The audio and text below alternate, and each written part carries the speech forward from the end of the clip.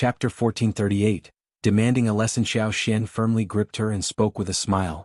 Miss Qiao, when did you become so audacious? What's the purpose of flattering yourself? I'm not your sister and there's no need to be so presumptuous. Qiao Wei's face flushed instantly. She clutched her clothing tightly with one hand, pursed her lips and murmured softly, "Why do you look down on me? I know the Qiao family has disappointed you, and am aware you hold me in low regard. I'm not on your level. However, we've been traveling together for some time, and we've spent a lot of time together. Can't we get along?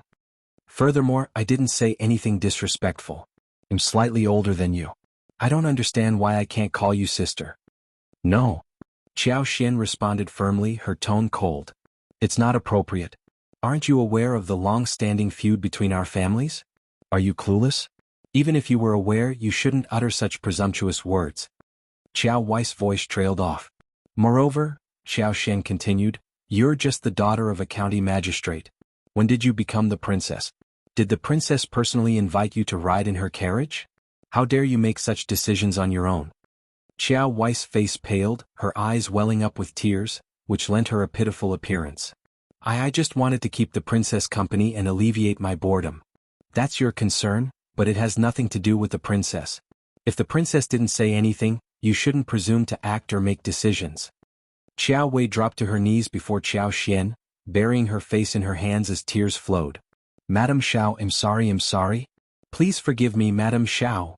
Their discussion had already attracted a fair amount of attention, and when Qiao Wei suddenly knelt, wept, and pleaded for forgiveness, countless onlookers turned their gaze toward them. Some acted swiftly, glancing toward Xiao Yunduan. Everyone recognized Madame Xiao. Qiao Xian's eyes grew frigid. A troublemaker was indeed a troublemaker. Wasn't she asking for trouble? Deliberately creating a scene in front of so many people to bolster her own reputation and assert her dominance? Why was she acting so high-handed? She leaned on her husband, Xiao Yunduan, who was the crown prince's confidant and the princess envoy. Although this tactic was conventional, it proved effective. After all, why was the White Lotus character so enduring and influential? Fortunately, she had established a degree of friendship with Princess Shuangfu, and the princess recognized her character, which rendered Qiao Wei's attempts fruitless. The remaining half of the credit went to the others. Qiao Xian was on the verge of making a statement when Princess Shuangfu intervened. "Madame Xiao, accompany me." Princess Shuangfu signaled to Auntie C. Once both women were inside the carriage, Auntie C scolded Qiao Wei sternly. "How dare you? Miss Qiao, you've shown disrespect to the princess, and you pay no heed to your superior. Madame Xiao is admonishing you on the princess' behalf, and you burst into tears before her? How dare you?" Qiao Wei was taken aback. Qiao He, who followed Qiao Wei, instinctively looked up at Auntie C. Raising her eyebrows, Auntie C snapped, "What are you waiting for? Hurry up and apologize." Qiao Wei's face alternated between red and pale, her embarrassment evident. Previously, when all eyes were on her, she had reveled in the attention. Now, it felt as though those gazes had transformed into daggers, piercing through her entire being. She wished she could find a place to hide. With gritted teeth, Qiao Wei had no alternative but to kneel before the carriage and plead, "Please forgive me, princess. If you find any errors, ads pop up, ads redirect, broken links, non-standard content, etc. Please let us know reports so we can fix it as soon as possible." Chapter 1439. Extremely embarrassed, Auntie C let out an audible snort and declared loudly, "If it weren't for the fact that we're about to embark, we wouldn't have let you off so easily. Return to your carriage and kneel for 4 hours before rising." "Yes. And if you dare to pull a stunt like this again, it won't end as leniently." "Understood." Qiao Wei cast her eyes downward and departed, her demeanor reflecting her contrition. In the midst of the departing crowd, it seemed as if he could hear the whispers and mocking of the onlookers, intensifying his deep resentment toward Xiao Xian. Their departure was delayed for some time, with Xiao Yunduan and Prince of Qingdi approaching to inquire about the commotion. Auntie C provided a courteous but casual explanation. After all, this wasn't a situation to be celebrated. It wouldn't reflect well on Prince Nua, Princess Shuangfu's betrothed, to hear about it. In a certain sense, this could be considered a family scandal. However, Xiao Yunduan grasped the situation and exchanged a meaningful glance with Auntie C. Upon learning that the issue was not significant, Prince Nua nodded and instructed them to proceed. Before Qiao Xian could clarify the matter, Princess Shuangfu took her hand and spoke with a smile, I trust you, Madame Qiao. During my time at court I've heard of many such schemes, some even more devious than this. While some people fall for them, I do not. I just didn't expect Miss Qiao to be so persistent in greeting me over these past few days. She appeared quite respectful and courteous. I didn't anticipate her true nature. Princess Xuanfu sighed, smiling. It was now clear why Madame Qiao had severed ties with the Qiao family. By discerning Qiao Wei's intentions, one could infer that the family was far from kind-hearted. Qiao Xian offered a smile. Thank you for your understanding, Princess. There's no need for further explanation. Of course not. Princess Xuanfu smiled. I know your character. The two of them exchanged knowing grins. Meanwhile, in the adjacent intermediate carriage, Qiao Wei's countenance soured. She panted heavily and muttered curses under her breath. Being chastised by Princess Xuanfu's attendant in front of so many people left her deeply embarrassed. Her resentment toward Princess Xuanfu intensified when she believed that the princess had orchestrated this to support Qiao Xian. She's still an ungrateful wretch. Qiao Wei muttered under her breath, her cheeks still flushed.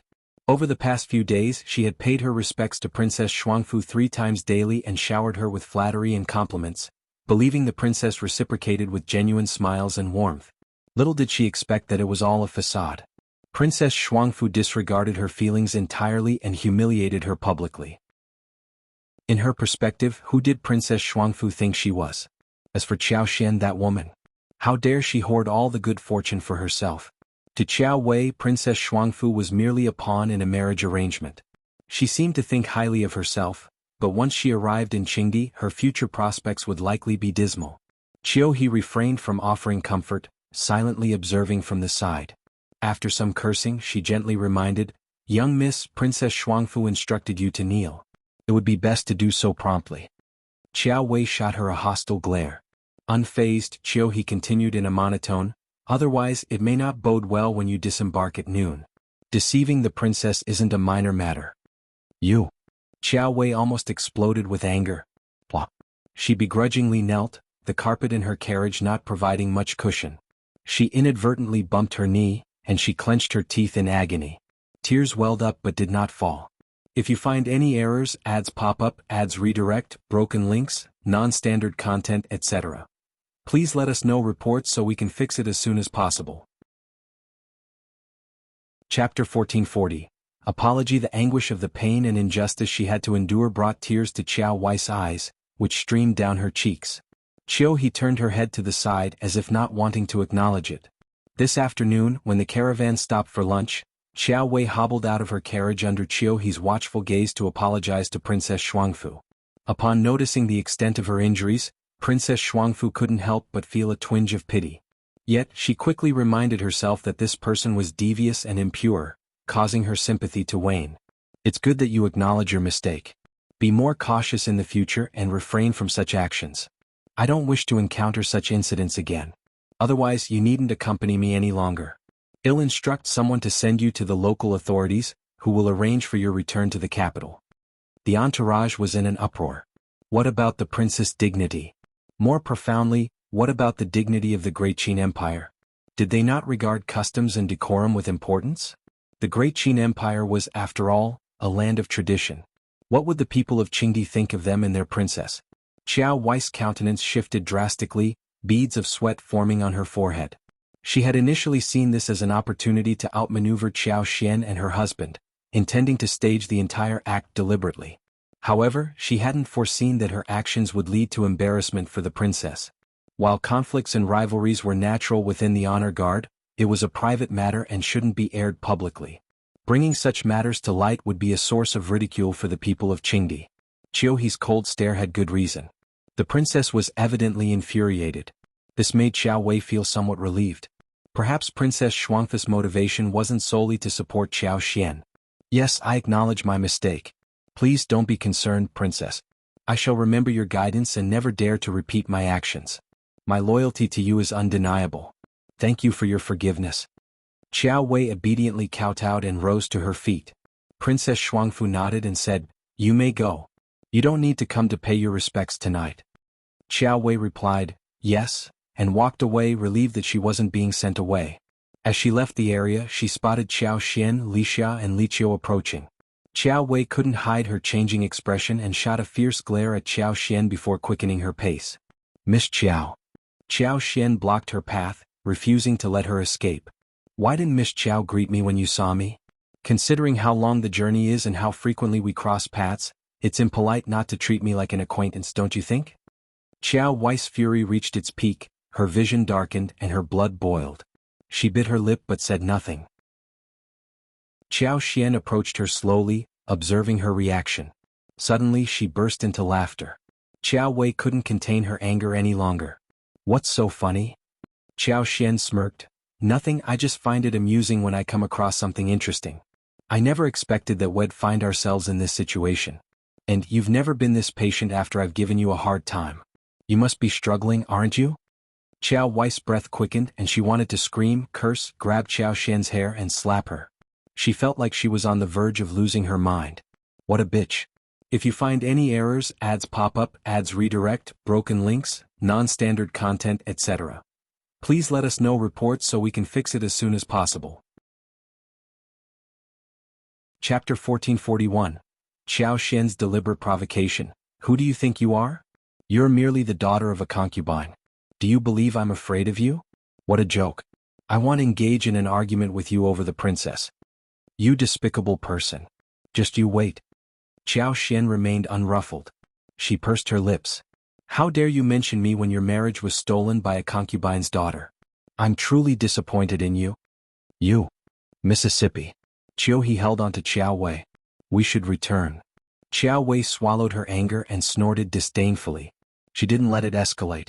Qiao Xian intercepted her and said with a smile, Miss Qiao, can't you take a jest? Look, I didn't get upset when you mentioned me and I was only speaking the truth. Why are you so agitated that your face contorted? Miss Qiao, don't head back with such a scowl, or people might think you bear a grudge against the princess. Qiao Wei was seething, trembling with anger. She bit her lips so hard it almost bled. She glared at Qiao Xian as if she could devour her.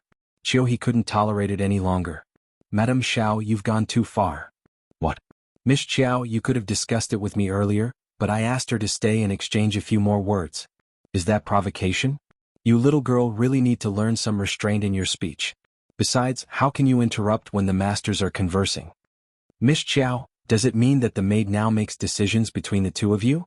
Why do you tolerate such insolence from a bold maid? This isn't like you. In the past, you would have put her in her place. Qiao Wei was seething with anger. In the past, she would have indeed done that. No, if it were in the past, you wouldn't dare to address me this way. Qiao Wei felt a profound inner conflict and bitterness whenever she thought about her past. Each encounter with Qiao Xian brought to mind the stark differences from the past. It left her feeling tortured and torn inside. Qiao He couldn't help but feel anger welling up within her. She remained silent after Qiao Xian's remark. Just you wait. Qiao Wei declared coldly, one day I will make you repay everything you owe me. Miss Qiao, you're absolutely right. Qiao Xian smiled. What do I owe you? On the contrary, I haven't settled the old score with you yet. Qiao Wei's heart skipped a beat, and her expression subtly changed. She was acutely aware of her past actions towards Qiao Xian. If Qiao Xian decided to confront her about it, leaning in close to her ear, Qiao Xian whispered in a low voice, let me offer you some advice. I don't care what you're planning, but it's in your best interest to stop it now and save yourself. Otherwise, don't blame me for getting tough. Qiao Wei sneered, pushed her away and stormed off angrily. This time, Qiao Xian didn't try to stop her. It appeared that Qiao Wei was indeed hatching a plan. Leisha couldn't help but suggest, Madam, why don't we find a way for the old master to send both of them away? Wouldn't that save us a lot of trouble? Qiao Xian shook her head and chuckled. It's not that simple. Even the emissary doesn't have the authority to send her away. Moreover, since we're thorns in each other's sides, we're bound to clash sooner or later. If they were to confront each other in the capital, the other side would hold the upper hand. However, beyond the capital, the situation was uncertain. Her strength was not to be underestimated. Qiao Wei had endured humiliation followed by provocation. For several days she was so drained that she couldn't eat. If she weren't afraid of being expelled from the group, she might have fallen ill by now. With her last ounce of strength, she managed to persevere. This illustrated the immense power of hatred. If you find any errors, ads pop up, ads redirect, broken links, non-standard content, etc. Please let us know reports so we can fix it as soon as possible. Chapter 1442, the last stop in Great Qing. 20 days later, they finally reached Qiao City, the largest city in the northwest. It was still early April, and spring had arrived unusually late in this highland region. The trees and flowers had just begun to bloom, and the fresh, tender greenery was exceptionally striking. The temperature fluctuated significantly between morning and evening. In the daytime, the sky stretched out vast and azure, occasionally graced by the elegant flight of a hawk. When one gazed upward, the bird appeared as a tiny, distant speck. Qiao City boasted a substantial station, where welcoming personnel awaited their arrival to make arrangements. As Qiao Xian and her entourage approached, local officials emerged from the city to extend their greetings and escort them to the station. After Qiao Xian acknowledged the officials' greetings, she proceeded to her lodgings. Princess Xuanfu suddenly wore a smile. "Madame Xiao, join me in the garden. The rest of you please don't follow." "Yes, Princess." Auntie C and the others bowed and withdrew. The courtyard within the courier station occupied a significant expanse, but the scenery was unremarkable during this time of the year. It was impractical to cultivate delicate flowers here, given the harsh conditions, and there was a lack of time, energy, and resources to tend to it. Hence, most of the plants in this garden were hardy and adapted to withstand cold and drought. At present, fresh shoots were sprouting and new leaves were unfurling, providing a somewhat pleasant sight, albeit a bit monotonous. Princess Xuanfu took slow, measured steps with her head lowered, and Qiao Xian followed in her wake. No words were exchanged between them. Upon their arrival in Qiao City, Princess Xuanfu, Auntie C, Biyun, and the other dowry attendants couldn't help but feel a noticeable sense of despondency. Such sentiments were to be expected. Qiao City marked the westernmost point of the Great Qing Empire. Beyond it, after departing the Western Pass, the land would cease to be part of the Great Qing Empire. Should they continue northward, it would likely take them another month and a half to reach the Qingdi royal court. The path beyond the pass was treacherous, causing inevitable delays in their daily journey. Unpredictable extreme weather conditions might necessitate midday stops for shelter and rest, further elongating their journey. They were on the brink of departing from their homeland. Despite any dissatisfaction she felt within the palace's confines, it remained a place of familiarity and comfort, a true hometown. As for Qingdi, what lay ahead was uncertain. How could her heart remain untroubled? In the presence of others, Princess Xuanfu maintained her composure, concealing any inappropriate emotions. She had already displayed remarkable self-control. Princess Xuanfu paused and fixed her gaze on the young, tender leaves before her, lost in contemplation. The trees at the northwest border differed from those in the capital. Their trunks bore rough, wrinkled bark, and their leaves were diminutive. With a soft sigh, Princess Xuanfu spoke with a self-deprecating smile. "At this time of year, the ladies and young ladies in the capital are busy organizing various flower-viewing banquets, aren't they? I recall that honored Princess Mei in the palace hosts a splendid peony flower banquet each year, and it's a source of pride for all the capital's ladies and young ladies to attend. I suspect this year's peony flower banquet will be a beauty competition." Qiao Xian smiled. "At this time of year? Peonies haven't bloomed yet, have they? Even in the capital, it's still quite chilly during this season." Princess Xuanfu chuckled. "I forgot how knowledgeable you are about flowers and trees. But, Madame Xiao, you might not be aware that although the peonies haven't bloomed yet, the palace's gardeners are already preparing the peonies for honored Princess Mei. After all, how could honored Princess Mei outshine the rest without an early start? If you find any errors, ads pop up, ads redirect, broken links, non-standard content, etc., please let us know reports so we can fix it as soon as possible." Chapter 1443, Secret Fear. Qiao Xian nodded with a smile. "I understand." A sharp eagle cry echoed from the sky above, and both of them looked up simultaneously. The vast blue sky seemed to stretch endlessly, and a majestic black goshawk extended its wings, exuding a commanding presence. Princess Xuanfu couldn't help but sigh with admiration. "It can soar so high and freely. I truly envy it." Qiao Xian suddenly grasped Princess Xuanfu's arm and gave it a gentle squeeze. Princess Xuanfu was taken aback but quickly caught on to her meaning. She abandoned her previous statement and said, "I really envy it. It's so powerful and agile. I wonder if I'll encounter such a goshawk in Qingdi." Qiao Xian smiled and was about to continue when a hearty laugh sounded from behind them. "Prince?" Qiao Xian curtsied and stepped back a few paces. Princess Xuanfu also offered her respects. "Greetings, Prince." Princess, you're most welcome. Madam Qiao, you're welcome as well. Your presence has greatly enriched our journey. Prince Nua waved his hand, approached, and beamed at Princess Xuanfu. Princess, there's no need to envy such a goshawk. In Qingdi we have many individuals even stronger and more formidable than it. I'll introduce you to them. Really? Princess Xuanfu exclaimed in surprise. That's wonderful. Thank you, Prince. Ah, you're welcome, ha ha ha. I'm delighted as long as the princess enjoys it. I must admit, I initially misunderstood and thought the princess didn't appreciate our Qingdi, but it seems I was mistaken. Princess Xuanfu offered a shy smile. Prince, you're only jesting. I find the scenery along the way quite fascinating, and I'm eagerly anticipating our arrival in Qingdi. Ah, Qingdi won't disappoint the princess, I can assure you. Prince Nua laughed heartily. Qiao Xian sensed that she might be intruding, so she considered leaving. However, just as was about to make her exit, Prince Nua bid his farewell and departed. Before his departure, he suddenly added, by the way, although Huning City may not match the grandeur of your capital, it still has a vibrant atmosphere. Princess, you might want to explore it. They planned to stay in Huning City for the next 5 to 6 days before resuming their journey. Princess Xuanfu was secretly delighted but seemed a bit hesitant. I'm not sure if it's appropriate. Oh, don't worry about it. Prince Nua chuckled and reassured her. Princess, you're welcome to go shopping. We, the people of Qingdi, don't mind at all. If I have the chance, I'll venture out for a look. Thank you, Prince. Haha, you're too kind, Princess. After watching Prince Nua depart, Princess Xuanfu let out a long sigh of relief. She staggered slightly, swaying on her feet. Qiao Xian caught her and offered support. Princess. I'm all right, she murmured, her lips trembling. She cast a thankful glance at Qiao Xian and confessed with lingering unease, Madam Qiao, thank you. You've given me a fresh lease on life. Qiao Xian shook her head. Please, Princess, there's no need to say that. No, it's the truth. She smiled wryly. I've been foolish and self-absorbed. We've reached this point and am still being so melodramatic and resistant.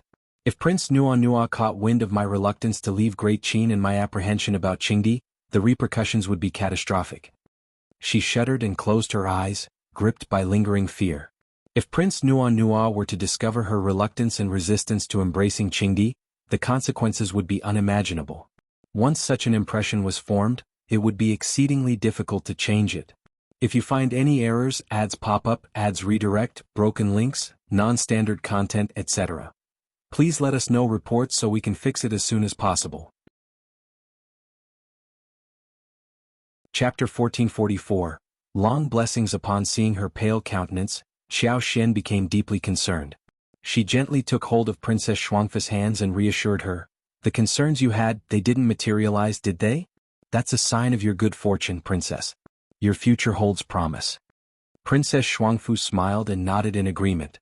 Yes, thank you for your well wishes. And you too have a long and prosperous life ahead. They exchanged warm smiles. Neither of them felt like continuing with their shopping, so Qiao Xian escorted Princess Xuanfu back to her accommodations before heading to her own residence. Princess Xuanfu closed the door and summoned Auntie Si, Bai Yun, and the other servants. She informed them of the recent garden incident and issued a stern reminder. Auntie Si and the others were visibly shaken, their expressions changing dramatically. They exclaimed, that was a close call.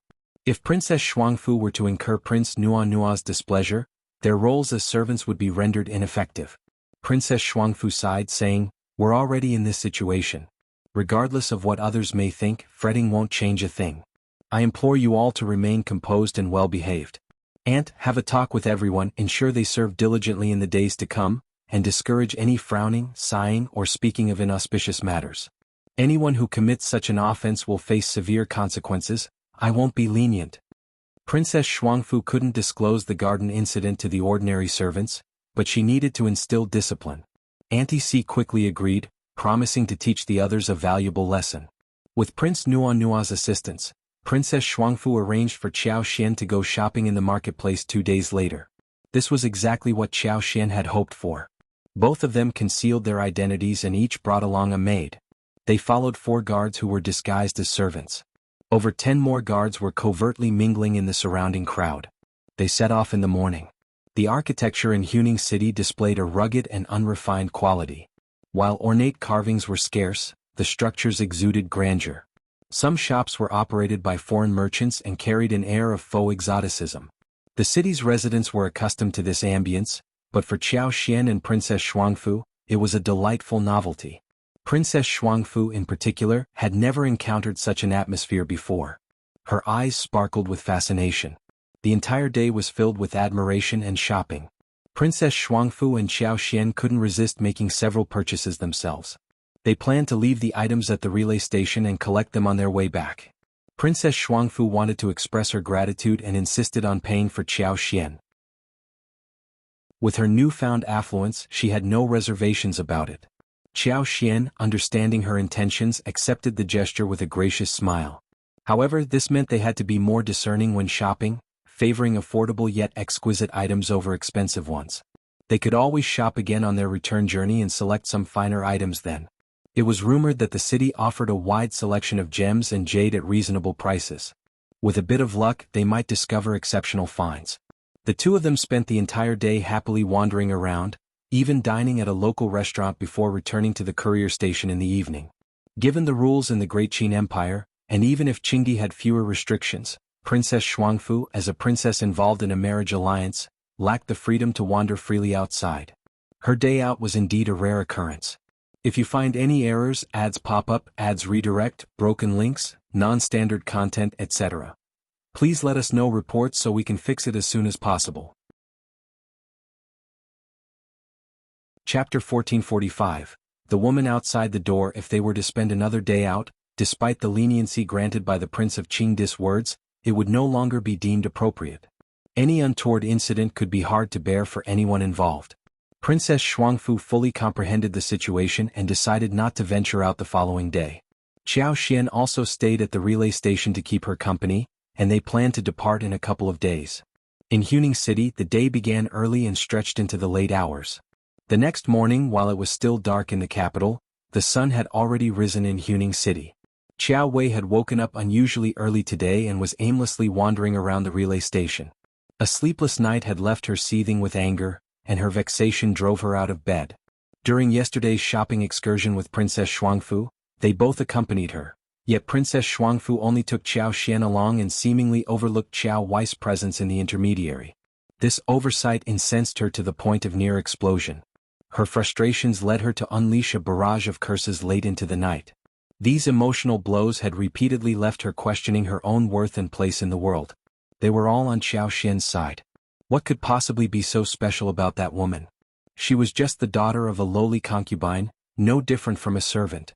While she had witnessed Qiao Xian's humility before, the sting of this situation felt particularly painful. A servant approached, and as they passed by her, they respectfully bowed.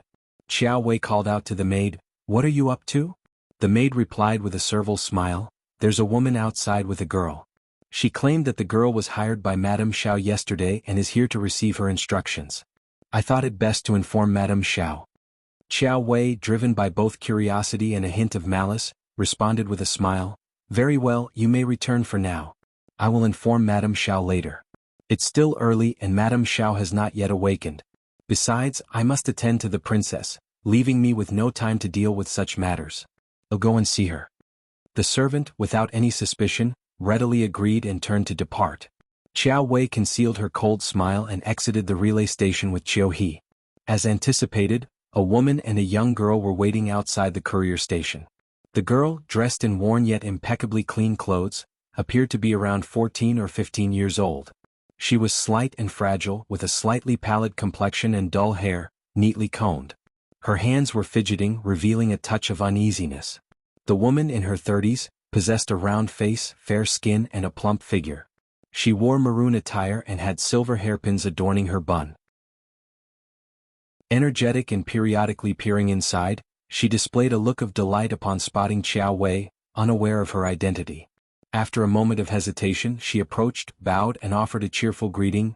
"Miss Madame Xiao, are you here?" Qiao Wei sneered, wearing an air of self-importance. "Madame Xiao is currently occupied, so you may inform me of your purpose."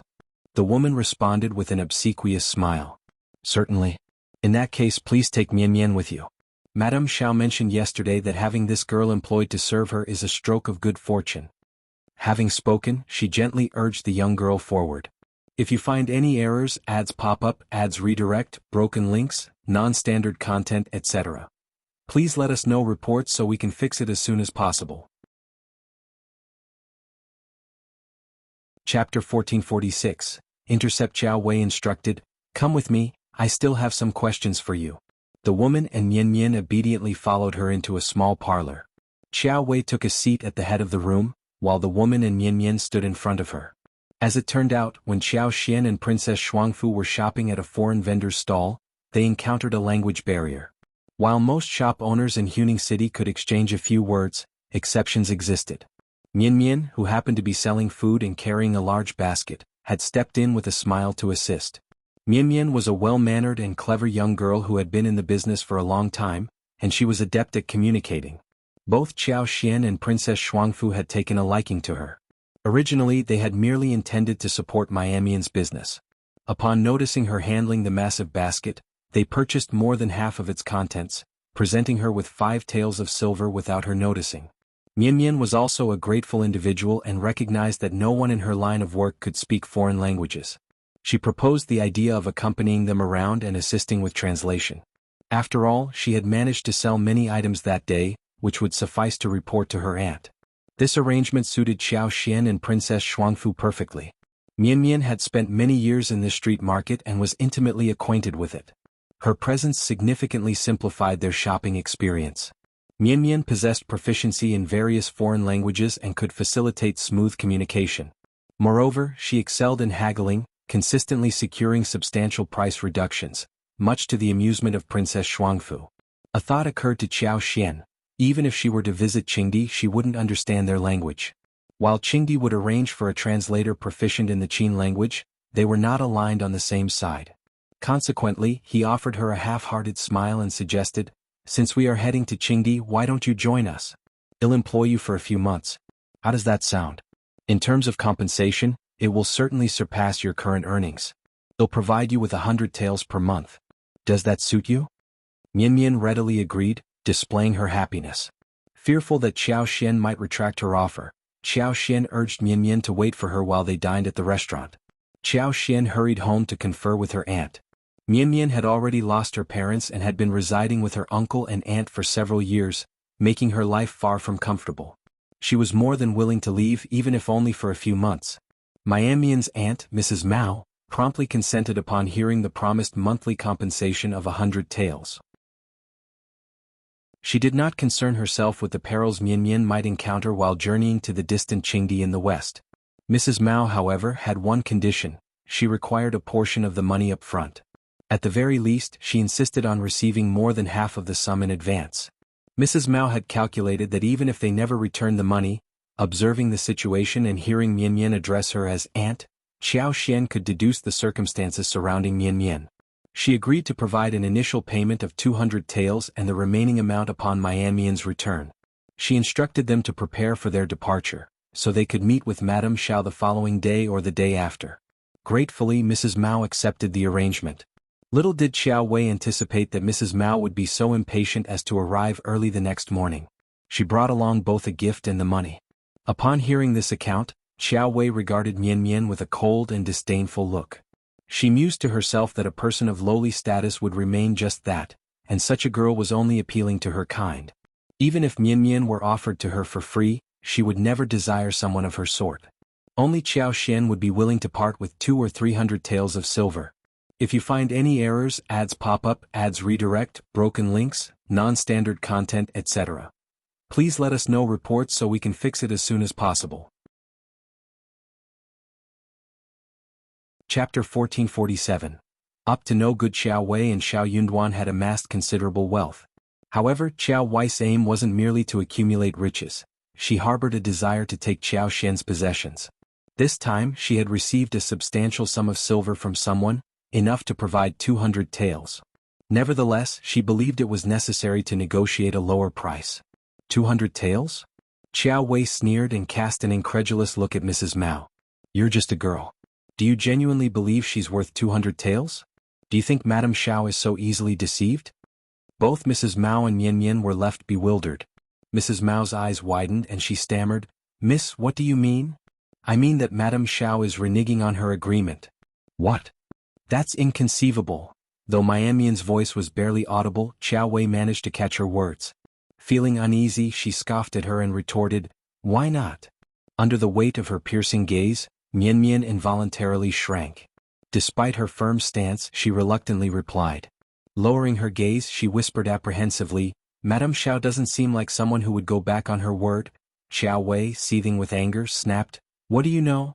Who do you think you are? How long have you known Madame Xiao? Do you understand her character? Do you possess the authority to determine her actions?" Unbelievable. Don't be upset, don't be upset. Mrs. Mao was taken aback by Qiao Wei's sudden rage. She pinched Mian Mian and urged her to kneel. "What are you saying? Hurry and apologize to Miss." Mian Mian, terrified by Qiao Wei's sudden outburst, had tears in her eyes. She dared not speak, let alone cry, and knelt in a pitiable and forlorn manner. "Miss, please refrain from getting upset. This girl is unable to speak. Please don't be angry. Madame Xiao's conduct is quite deplorable. How could she act so unethically?" Qiao Wei let out a cold snort. Having vented most of her frustration, she was starting to regain her composure. With a disdainful snort, Qiao Wei turned to Ms. Mao and remarked, "Madame Xiao's untrustworthiness is hardly surprising. She may seem genteel, but I believe this girl is of good character. Since you're here, how about I employ her?" Ms. Mao was delighted and nodded, saying, "All right. Thank you, miss. Just give me the 200 taels of silver, and this girl will accompany you." 200 taels?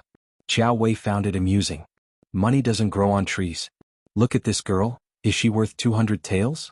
I only have 20 taels on hand. If that doesn't suffice, then take her away. What? Had it not been for Qiao Xian's initial offer, Ms. Mao might have agreed to the proposal. After all, it was a substantial sum. However, Qiao Xian had initially promised 200 taels, and now that figure had dwindled to a mere 20 taels, which was unacceptable. "This is far too little. Miss, could you add a bit more? Just a tad, please." Ms. Mao tried to negotiate, a hopeful smile on her face. Mian Mian was taken aback, clutching Ms. Mao's hand and beseeching in a tearful tone, Auntie, I don't want to go anywhere. I don't want to leave. Please."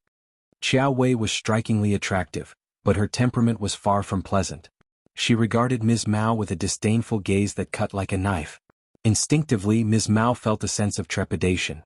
If she allowed Mian Mian to accompany Qiao Wei, perhaps Mian Mian should just stay with her uncle and aunt. If you find any errors, ads pop up, ads redirect, broken links, non-standard content, etc., please let us know reports so we can fix it as soon as possible. Chapter 1448. Refused. Qiao Wei sneered and fixed her gaze on Mian Mian with increasing resentment. What on earth did this insolent girl mean? She had lavished praise on Qiao Xian in front of her and shown contempt towards her behind her back. She was determined to hire her. "Have you come to a decision?" Qiao Wei addressed Ms. Mao with a sly smile. "I wouldn't want you to make this trip in vain." "Very well, I'll sweeten the deal with an extra 10 taels of silver. If you agree, you can depart with the money." 30 taels was no paltry sum. Ms. Mao's eyes gleamed with anticipation. While it might not be as lucrative as 200 taels, it was certainly better than nothing. The young lady couldn't even make 30 taels in a year from selling her scraps, and this journey would last no more than 2 months. It was a worthwhile opportunity. "All right." Ms. Mao responded without hesitation, her smile broad. "Thank you, miss. I'm truly grateful. I'll stay here and serve you." Qiao Wei smirked with condescension. "Qiao He, provide her with the banknotes." No. Mian Mian began to sob, clutching onto Ms. Mao's arm and refusing to let go. Tears streamed down her cheeks. Aunt, please no. Let's go back, please. We can return. They'll sell lots of things in the future and earn a lot of money for you. Please don't let me go, I beg you. Let go of me." Ms. Mao scolded, pushing Mian Mian away. Frustration overcame her, and she slapped Mian Mian's face while scolding, "Stop crying. Do you have any idea where you are? Why are you making a scene?" Qiao He frowned. "If you're this unwilling, you should leave." Qiao Wei shot an irritated glance at Qiao He. In response, Qiao He raised an eyebrow, giving her a stern look as a warning, unwilling to yield. She didn't want to complicate matters, and she understood that Qiao Wei was petty and lacked magnanimity. She cared only about her present happiness. But Mian Mian was merely an insignificant girl, and it wouldn't matter to Qiao Xian if she were taken away from her. Ms. Mao grew increasingly agitated upon hearing those words. No, no, I'll do it, I'll do it. She yanked Mian Mian so forcefully that the poor girl tumbled to the ground. Seizing her by the collar, Ms. Mao gritted her teeth and admonished her in a low, threatening tone. Shut up. Cease this nonsense or I'll teach you a lesson you won't forget. Do you think I won't sell you? Mian Mian's heart raced and she gazed at Ms. Mao in fear, unable to utter a word. Satisfied, Ms. Mao sneered. That's more like it. Clean yourself up. Miss, it's all a misunderstanding. It's just a misunderstanding, she quickly explained. This child has never been far from home and she's naturally a bit apprehensive. Once she thinks it through, she'll be fine. There's no need to worry if she follows you, Mississippi. Please hand me the money. I'll depart right away and won't delay you any further. Madam Xiao. Mian Mian suddenly cried out in surprise. She scrambled to her feet and rushed towards Qiao Xian, Li Xia and Li Qiao, instinctively seeking refuge behind Qiao Xian. Ms. Mao was taken aback. Qiao Wei was furious and promptly ordered Qiao He, give her the banknotes. Madam Xiao. Mian Mian was anxious. Qiao Xian, with a gentle smile, shook his head, reassuring her not to worry. For some reason, in the presence of Qiao Xian, her anxieties melted away, as if she had found a steadfast ally and a sanctuary. Ms. Mao, glancing toward Qiao Xian involuntarily, noted his lack of response. She felt disappointed and a touch of irritation that he had not kept his word. However, aware that she couldn't afford to offend him, she refrained from voicing her displeasure. With a grateful smile, she accepted the banknote from Qiao He. If you find any errors, ads pop up, ads redirect, broken links, non-standard content, etc., please let us know reports so we can fix it as soon as possible. Chapter 1449. What you say doesn't count. It was 30 taels. Ms. Mao was overjoyed, her face lighting up with a delighted smile. Qiao Wei shot a triumphant glance at Qiao Xian, her expression tinged with disdain. In response, Qiao Xian instructed Li Qiao to provide Ms. Mao with the 200 taels of silver and cheerfully remarked, Sister-in-law, you've come early today. Please take the money. As we agreed yesterday, you can now leave with the silver. What? Ms. Mao was puzzled by the sudden turn of events. Qiao Wei was incensed. Qiao Xian, what's the meaning of this? Qiao Xian gave Ms. Mao a pointed look. You may depart now. Although Ms. Mao was baffled by the situation, she could sense the tension between these two individuals. Nonetheless, she cared little about their feud. Her primary focus was on the money she now possessed. Ms. Mao nodded with a contented smile, ensuring she collected the banknotes from Li Qiao before she left. Li Qiao didn't object to this, and Ms. Mao couldn't contain her laughter as she made her hasty exit. Qiao Wei scowled and called out, You come here. Qiao Xian chuckled. She is under my care, it's not for you to decide. Shame on you. Qiao Xian burst into laughter. Miss Qiao, did I mishear you? Why are you lecturing me about shame? Didn't she realize who the real culprit was? Although he didn't voice it aloud, Qiao Wei felt deeply embarrassed and irritated by the mockery. Qiao Xian continued, Princess Shuangfu testified yesterday, and Ms. Mao and I agreed to hire Mian Mian. I haven't changed my mind. Mian Mian is now in my employ, so what exactly do you want to discuss with me? Qiao Wei was left speechless and seething with anger. She hadn't anticipated Qiao Xian's audacity. With a sneer, she retorted, Everything operates on a first-come, first-served basis. I was the one who paid Ms. Mao first. I have nothing to do with why you paid Ms. Mao and I couldn't care less. Mian Mian is now under my employment, and I have no intention of changing my mind. It makes no sense for you to attempt to snatch her away from me. Moreover, the aunt and niece approached me willingly, while you sent the maid away halfway. I haven't even inquired about your intentions, and now you're claiming to have been first? Why don't we consult with the princess? You. Qiao Wei seethed with rage. Qiao Xian unfazed smiled. If you wish, we can approach her now. Qiao Wei clenched her fists and glared at Qiao Xian with intense animosity. Qiao Xian was accustomed to her behavior and didn't take it to heart. If you're not willing, then so be it.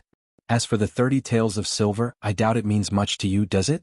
If you're genuinely concerned, you can arrange for someone to retrieve it from Ms. Mao. That's not my concern. Having said her piece, Qiao Xian exchanged a glance with Mian Mian and then remarked with a smile, Let's go. Mian Mian swiftly followed. Full. Wretch. Qiao Wei screamed as she smashed a teacup in frustration.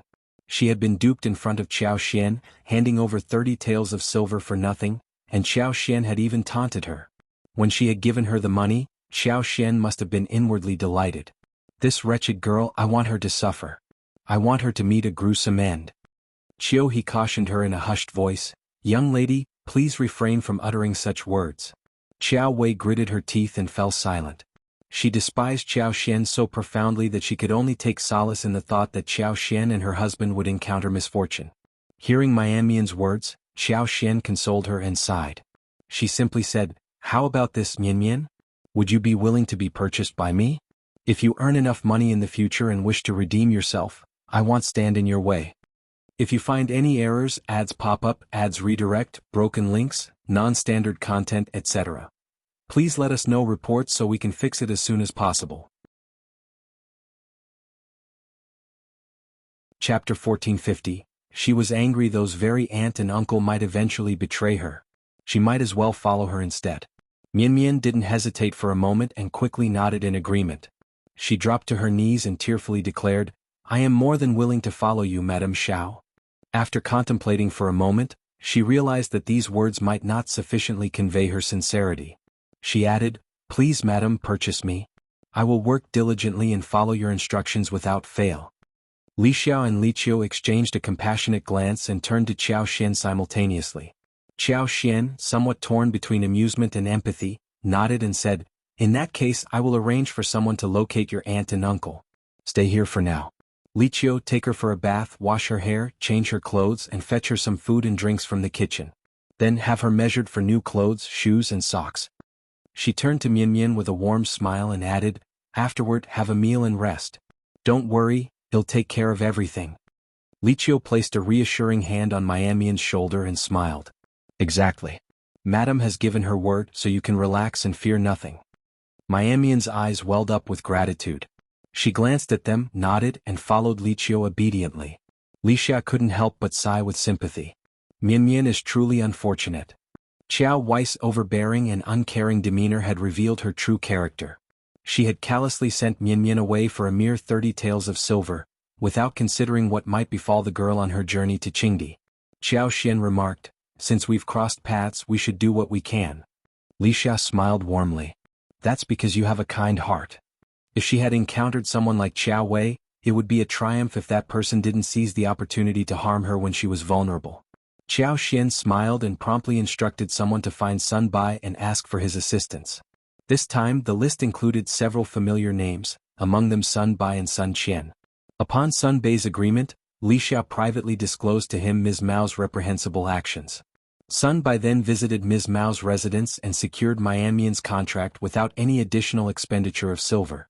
200 taels of silver were ample to procure a capable and intelligent maid, and Ms. Mao, although unwilling, didn't dare to object. Mianmian felt a wave of relief as she laid eyes on the contract and promptly kowtowed to express her gratitude to Qiao Xian. Qiao Xian then escorted her to Princess Shuangfu and informed her of the situation. Princess Shuangfu nodded with a warm smile and concurred, Mianmian is a fine young lady. It is her good fortune to be under Madame Xiao's care. The ironic twist came when Qiao Wei, who had been infuriated by the events, approached Princess Shuangfu. She claimed that Mianmian was a perfect match for her and expressed her desire to purchase her as a maid, suggesting that Princess Shuangfu act as a witness. After all, hadn't Qiao Xian asserted that Princess Shuangfu was superior to her? With her being the first to express interest, wasn't that enough? Unaware of Ms. Mao's whereabouts, if she had known, she would have personally pursued the purchase. Ms. Mao was notorious for her greed, and turning her down was unlikely. She seethed with anger at not being able to acquire this young girl. Even if she grew weary of ordering her around, she could always sell her. However, Princess Shuangfu responded with a smile, Madame Xiao has already entered into a contract with Mianmian's family and has purchased her. Perhaps you weren't aware of this. If you find any errors, ads pop up, ads redirect, broken links, non-standard content, etc., please let us know reports so we can fix it as soon as possible. Chapter 1451. Relying Qiao Wei felt a deep sense of embarrassment, her face turning a burning shade of red. Her embarrassment was overwhelming. What sort of extraordinary fortune was favoring Qiao Xian? Why did she always lose to her? From that moment forward, Mian Mian became a part of Qiao Xian's household. Li Xia and Li Qiao, being older than her, took her under their wings and showed her kindness and care. Mian Mian was immensely grateful and remained obedient. Later, Li Qiao approached Qiao Xian with some news. Mian Mian had a friend working as a laborer in the horse market. He was strong, diligent, and hardworking, much like Mian Mian. He was also an orphan. Mian Mian wanted to know if Madame could purchase him as well. She was very straightforward and never mentioned it to me. She would hide away alone and silently wipe her tears. I probed and prodded, and she eventually confessed that she wanted to make the request but felt it was overstepping and didn't dare to voice it, causing her great sorrow. She mentioned that her friend, known as Yi, had previously intervened when a troublemaker was harassing her. Since then, she had been taking care of him and, out of gratitude, secretly brought him food from time to time. As a result, they grew close. She's concerned that she won't be able to see her friend again if she stays with you, and this has left her despondent. After offering some consolation, I believed it was best to inform you about this matter. Qiao Xian contemplated for a moment and then smiled. Very well, I'll acquire him as well. Guard son, please revisit and make inquiries. If he's genuinely suitable, well, purchase him too. The number didn't make much of a difference whether it was one or two. What was most crucial was that Qiao Xian recognized the need for more reliable personnel. The Yuezhing family and Zhao Shu had talented individuals, but they were limited in number. She couldn't rely solely on others for everything. If she discovered someone suitable and nurtured them, they would become her right-hand people in the future. Li Xia concurred and promptly went to find Sun Bai. Since their departure was scheduled for the day after tomorrow, Sun Bai headed to Shima City on the same day. Upon his return in the evening, he brought with him a 17-year-old young man, tall and slender, with pronounced features and a silent demeanor. This was Yi. When Qiao Xian and Xiao Yunduan met Yi and introduced him to Mian Mian, his eyes lit up at the mention of her, and the guarded look that had been present gradually dissipated. It wasn't convenient for Qiao Xian to personally accompany Yi, nor was it for Xiao Yunduan. However, Sun Bai offered to have Yi follow him, much to Qiao Xian's surprise. Nonetheless, this was precisely what she had in mind, so she accepted the proposal. Sun Bai Chen led Yi along.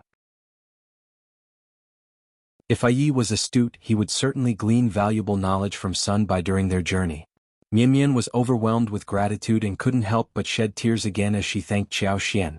Qiao Xian found this quite amusing and offered her some comforting words before bidding her farewell.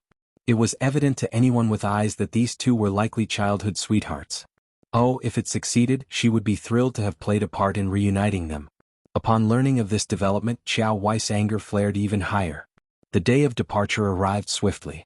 In the early morning, officials from Huning City gathered at the relay station and respectfully saw off the princess and the prince of Qingdi. The phoenix carriage slowly exited through the western gate. As Princess Shuangfu gazed at the vast grasslands stretching to the horizon, she fought the urge to look back, her eyes moistening with unshed tears. Their journey proceeded smoothly. However, after a few days of travel, they found themselves departing from the well-trodden paths, causing the pace of their journey to naturally slow down. If you find any errors, ads pop up, ads redirect, broken links, non-standard content, etc., please let us know reports so we can fix it as soon as possible. Chapter 1452. Arriving at Qingdi. Luckily, the weather at this time of the year was quite favorable, gradually warming with each passing day. Sprouts of grass covered the land, and in some areas, there were expansive patches of beautiful wildflowers in full bloom. While the people from Great Qin found this breathtakingly beautiful, on their journey, even though they had to set up tents every night, and their accommodations were simple and austere, and their meals were modest, they found it to be an unforgettable experience. They had no regrets as long as they remained safe. The princess' marriage was a significant event, and their journey to Qingdi was expected to be very safe. Qiao Xian and Xiao Yunduan were well aware of this. They didn't believe that even the fourth prince would be foolish enough to attempt anything illicit during the trip there, but the journey back held more uncertainty. By the time they reached Qingdi, it was already the 12th of June. Qingdi's city walls appeared rugged and unrefined. The mud walls, eroded by the elements, had taken on a mottled appearance and were showing signs of deterioration.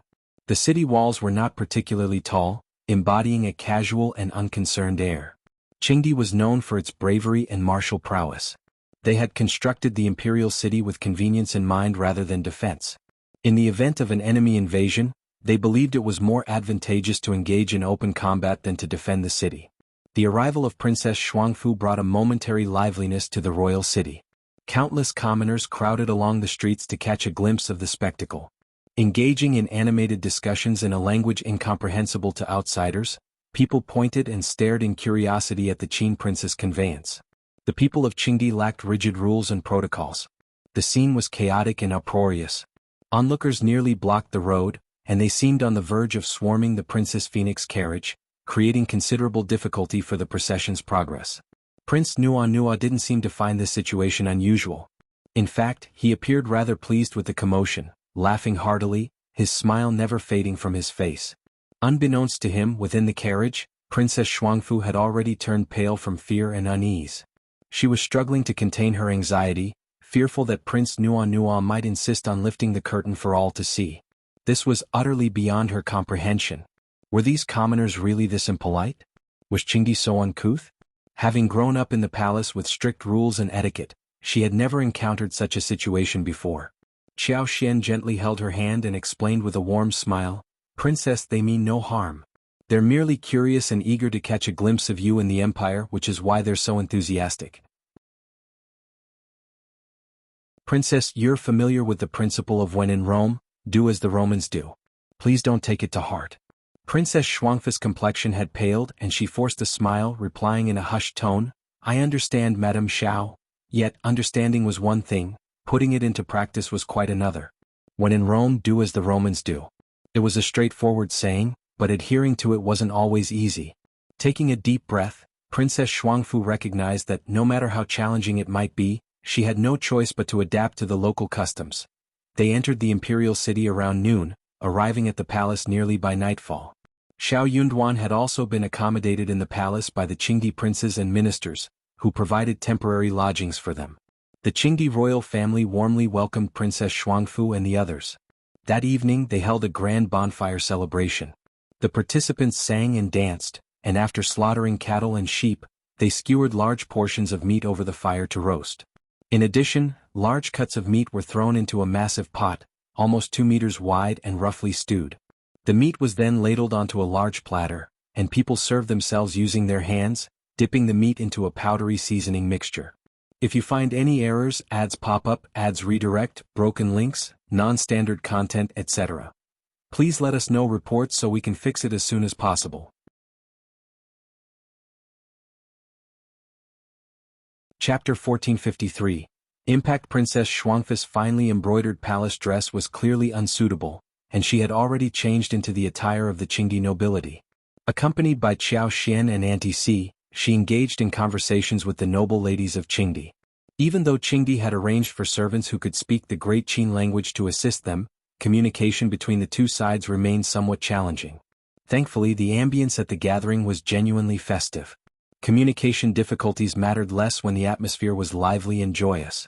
Throughout the night, Princess Xuanfu appeared awkward and reserved. Qiao Wei, too, was a bit intimidated by the exuberance of the Qingdi people. However, Qiao Xian stood out from the rest. Having come from the modern world, she had no qualms about mingling with people of the opposite sex. It was common for men and women to socialize on the beach during the summer in her world. While Qingdi's enthusiasm might be overwhelming to others, it meant nothing to Qiao Xian. With Qiao Xian's presence, she provided Princess Xuanfu with comfort and guidance, helping her navigate the situation.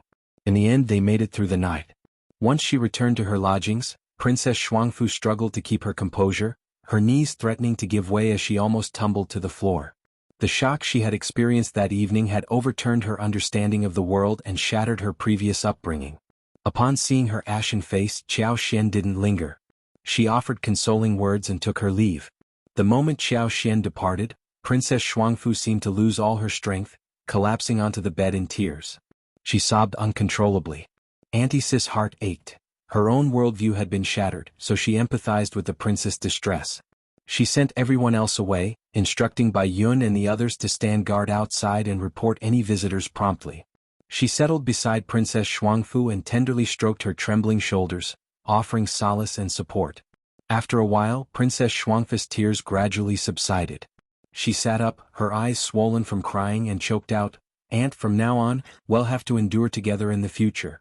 Auntie Sis' heart ached. but simultaneously she felt a sense of gratification. She was relieved that Princess Xuanfu had not rejected her. "Princess, you will certainly be all right. We will undoubtedly be fine." Princess Xuanfu responded with a soft hum, and tears welled up in her eyes once more. Auntie C managed to smile and commented, "I've noticed that Qingdi's capital is so lively and vast. It's different from what I had imagined.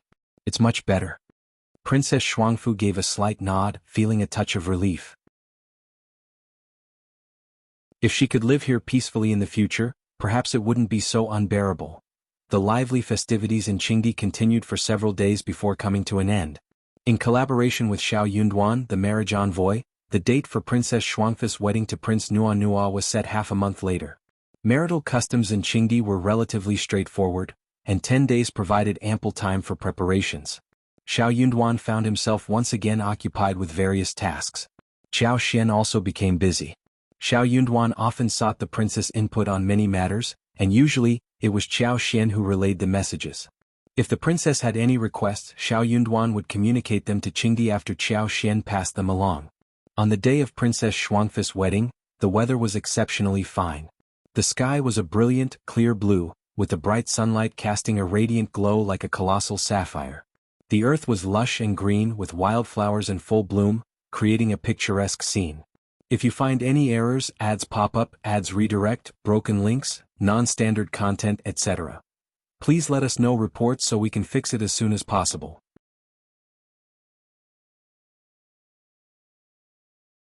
Chapter 1454.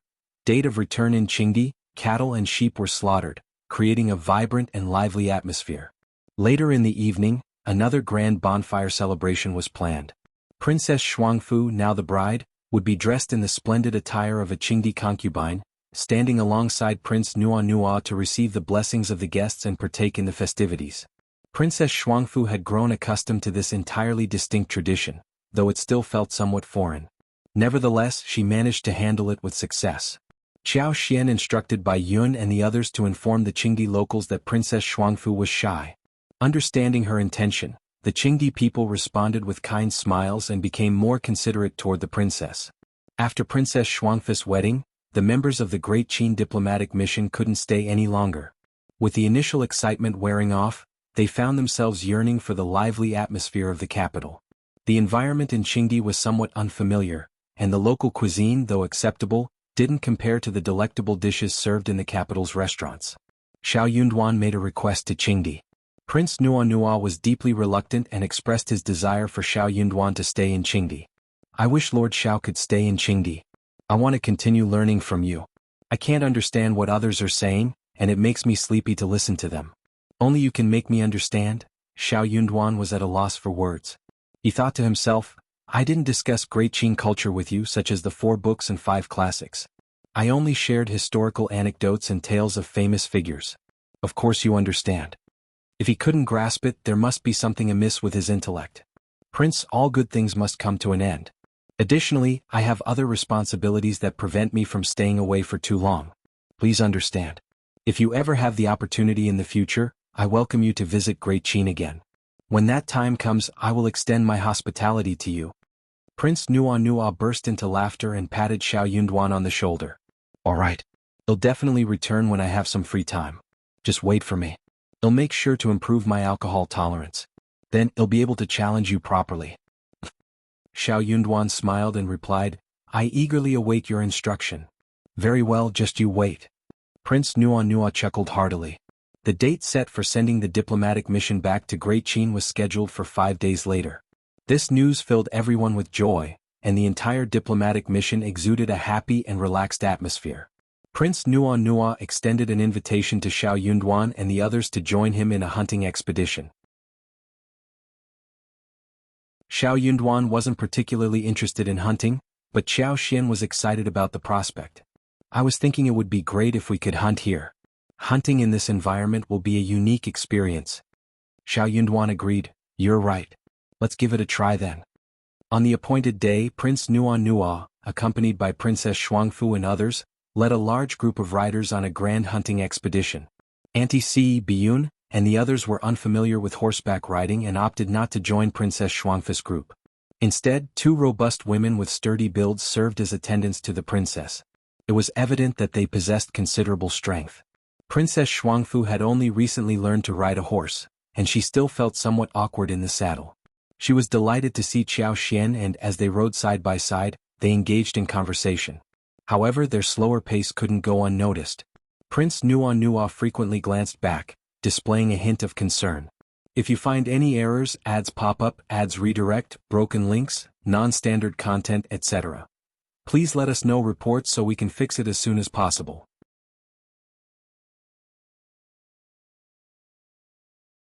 Chapter 1455. Slow down. After their marriage, Prince Nua treated Princess Xuanfu with exceptional care and consideration. However, it was quite a challenge for a bold and rugged prince of Qingdi to adapt to such refined behavior. Seeing this, Qiao Xian smiled at Xiao Yunduan and suggested, "Husband, why don't you two go ahead? I will take my time with the princess and engage in a pleasant conversation." Princess Xuanfu eagerly added, "Yes, please proceed without us."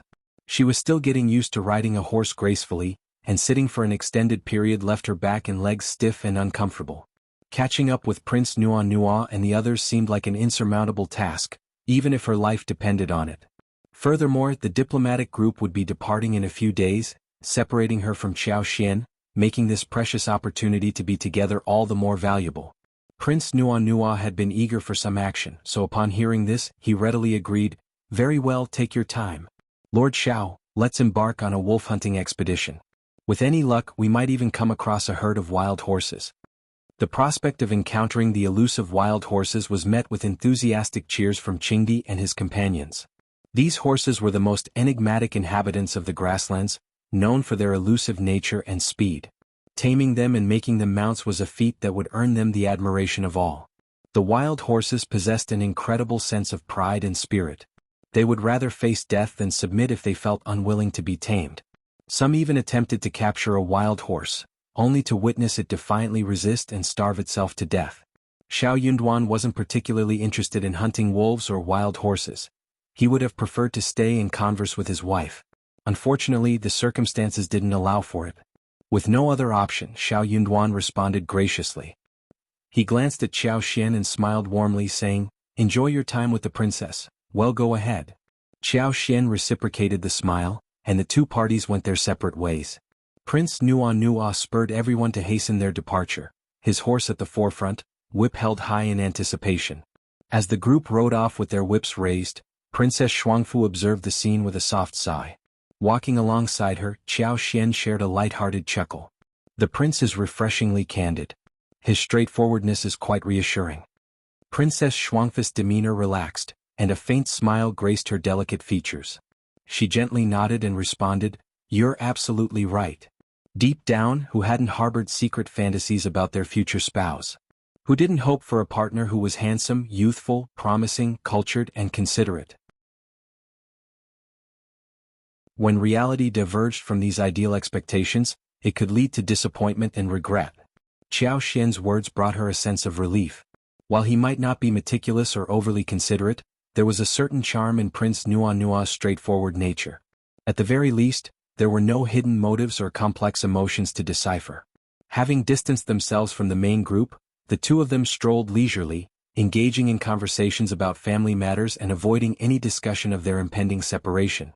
Occasionally, Qiao Xian would express that he was feeling fatigued and desired a brief respite, or he would suggest that the scenery was worth savoring. Princess Xuanfu appreciated his consideration, understanding that horseback riding wasn't a task suited for women. She couldn't fathom why the Qingdi people held such an affinity for horses, even proudly proclaiming that their children could ride horses by the age of 3. What was there to boast about in such a skill? If you find any errors, ads pop up, ads redirect, broken links, non-standard content, etc., please let us know reports so we can fix it as soon as possible.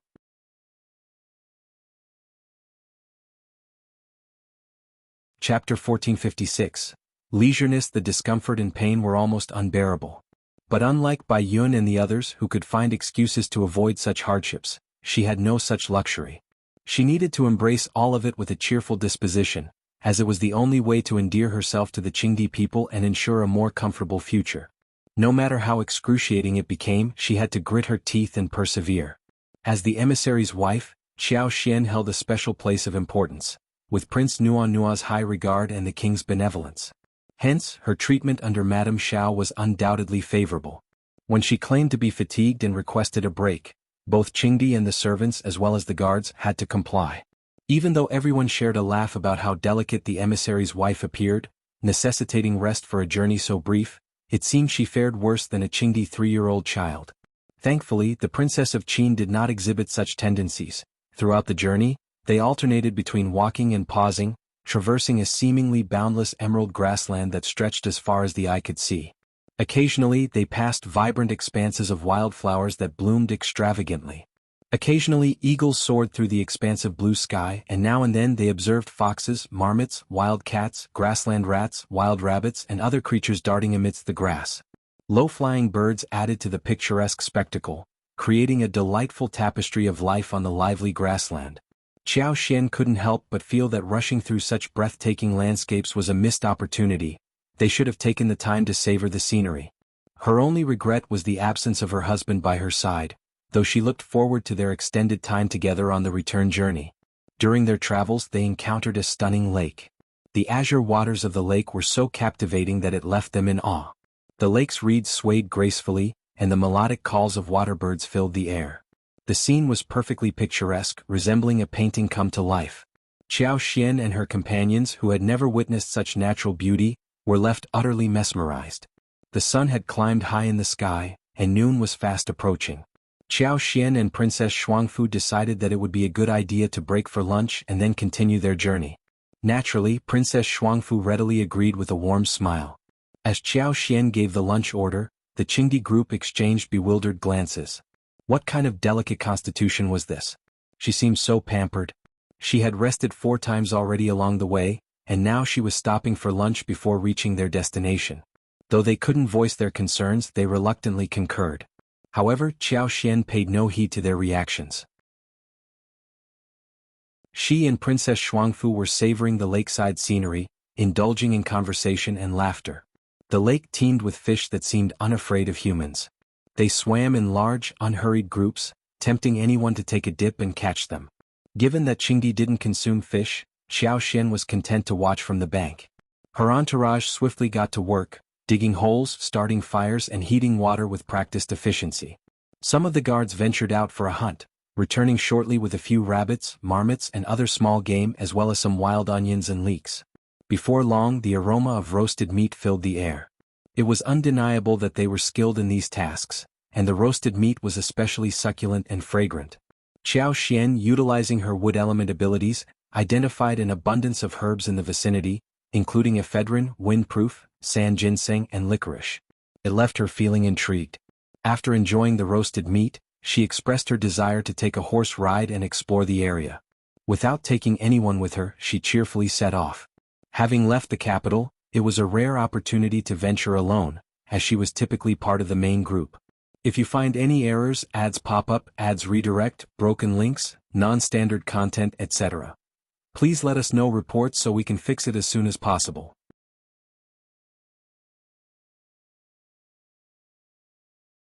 Chapter 1457. Wild Horse. Furthermore, it would violate the rules and lead to gossip if people discovered her actions. Ruining Xiao Yunduan's official reputation was not a risk she was willing to take. Hence, Qiao Xian refrained from venturing outside to acquire items. Even during their stay in Huning City, she only ventured out once with Princess Xuangfu, always shadowed by attendants, which made it impossible to gather or deposit items into her space. It was only upon their arrival at Qingdi's capital that the atmosphere relaxed. During their downtime they went shopping with Xiao Yunduan and Li Xia. They procured some valuable items and introduced them to the space. They even brought back some unique local fruit trees, distinct from Great Qing's apples and pears, such as peach branches, which they cultivated within the space. With her current free time, Qiao Xian rode directly to their destination. There she collected and transferred her favorite herbs into the space. She wished she could find some mushrooms as they typically appeared on the grassland after rain, but none were in sight at the moment. When she deemed it time to return, she mounted her horse and rode back. Soon after, the group continued its journey, taking breaks along the way. After about 2 hours they finally rejoined the main group. Over at the main group, activity buzzed with excitement as everyone busily handled their catch. Tents were already erected in a suitable location, signaling that they'd be spending the night here. 3 days ago, Prince Nua dispatched a team to set up traps to lure the wolves, and today's results were bountiful. They had managed to eliminate over 30 grassland wolves, in addition to capturing otters, hares, pheasants, and more. The night's feast promised the freshest game. What caught everyone's attention was the discovery of wild horse tracks. The group dispersed to encircle the herd slowly. At a signal, they galloped towards their chosen wild horses, throwing their lassos in a bid to capture them. The subsequent effort to tame these magnificent creatures was a display of intense enthusiasm and excitement that captured the imagination. In the end, after a spirited struggle, all the wild horses managed to break free and escape, leaving none successfully tamed. While the Qingdi people might have felt some disappointment, they didn't harbor significant regret. They understood that this outcome was entirely within the realm of expectations. After all, if wild horses were easily tamed, they wouldn't retain their status as wild horses. What no one noticed was that when the dust had settled and the wild horses had made their gallant departure, there was one person conspicuously absent from the entire hunting team. Later, Ai returned, riding atop a majestic wild horse with gleaming black fur, resembling black satin. This sight left everyone in awe. The people from the Qin dynasty couldn't hide their pride and were beaming with satisfaction as they basked in the admiration and envy of the Qingdi people. From a distance, Prince Nua and his companions gazed longingly at the magnificent black wild horse, which exuded an extraordinary presence with its agile form. They couldn't help but envy Ai's accomplishment. Despite its recent taming, the horse retained its proud disposition. Other than Ai, it paid no heed to anyone else. The Qingdi people were well aware of the wild horse's temperament and maintained a respectful distance. Additionally, no one contemplated asking Ai to buy or trade the horse. They understood that even if Ai were to agree, it wouldn't matter unless the horse itself consented.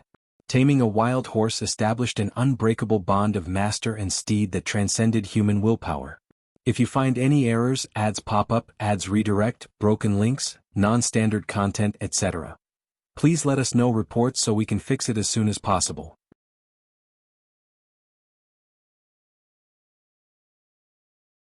Chapter 1458. Happy. Perhaps it was because their master had a close connection with someone they favored, allowing them to feel comfortable and receptive to that person's presence. Xiao Yunduan was pleasantly surprised by this turn of events. Throughout their journey, apart from trailing behind Sun Bai, Ai had been at Xiao Yunduan's side, dutifully attending to his needs. His honest nature, minimal words, and earnest approach to tasks made him a dependable and reassuring presence. On one occasion, Qiao Xian had playfully teased Xiao Yunduan, suggesting that Qiao Wei had become so shameless that she had tried to get close to Ai when she discovered that he was brought back due to Miamian's influence. Qiao Wei was supposedly attempting to win him over with her beauty. However, in truth, she hadn't made any efforts to use her charms to sway Ai's favor. In Qiao Xian's view, her willingness to express mild concern for Ai, engage in pleasant conversation, offer him occasional treats, or reward him with a few taels of silver was already a substantial gesture.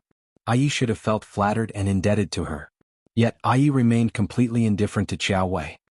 He didn't spare her a glance, let alone engage in conversation. Qiao Wei, who had humbled herself, was left seething with frustration. Upon hearing the news, Qiao Xian couldn't contain her glee. Qiao Wei's audacity seemed to be growing with each passing day. How could she be so self-assured?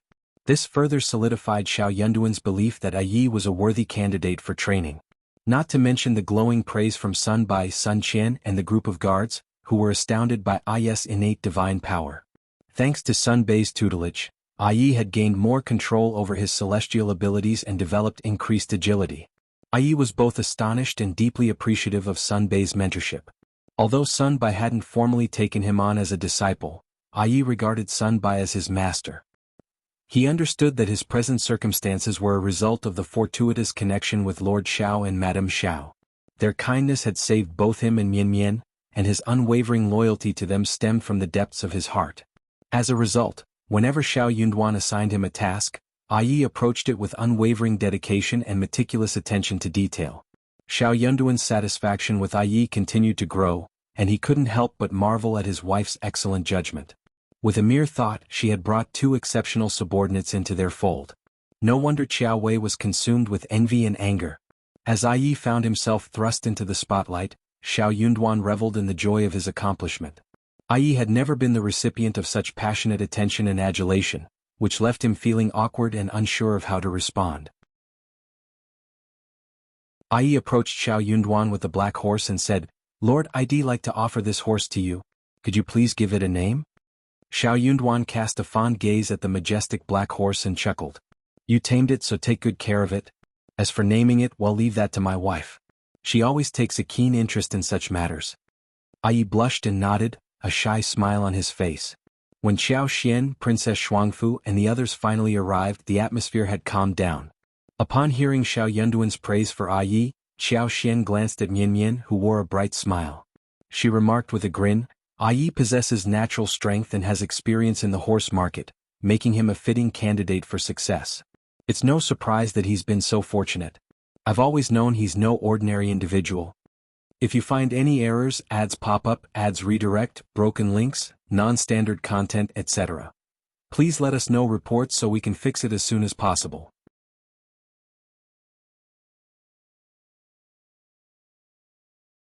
Chapter 1459. Naming. When Xiao Yunduan broached the topic of naming the black horse, Qiao Xian's interest was piqued. She playfully tugged on Xiao Yunduan's sleeve and chuckled, "Well then, what are we waiting for, dear? Take me to see it. Mian Mian, let's go." Mian Mian had riding skills, which had brought her along for the day's excursion.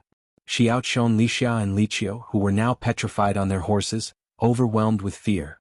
Mian Mian blushed with delight, nodded and followed Qiao Xian and Xiao Yunduan. Ai's affection and care for the big black horse were evident. The untamed and proud steed didn't readily approach humans, and at the moment, Ai was accompanying it behind a small hillock in the distance.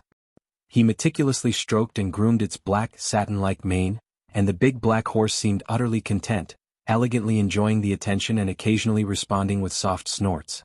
Qiao Xian's eyes lit up upon seeing the majestic horse. She expressed her admiration, "What a stunning creature, this big black horse. Ai, you've done a marvelous job." Mian Mian, upon hearing this, beamed with even more joy than if she were the one receiving praise. The two exchanged glances, leaving Ai too embarrassed to smile. He explained, "Madam, Lord mentioned that he'd like you to give the big black horse a name." Qiao Xian was elated. She exchanged glances with Xiao Yunduan and said with a smile, "Certainly, you'll need to ponder it thoughtfully.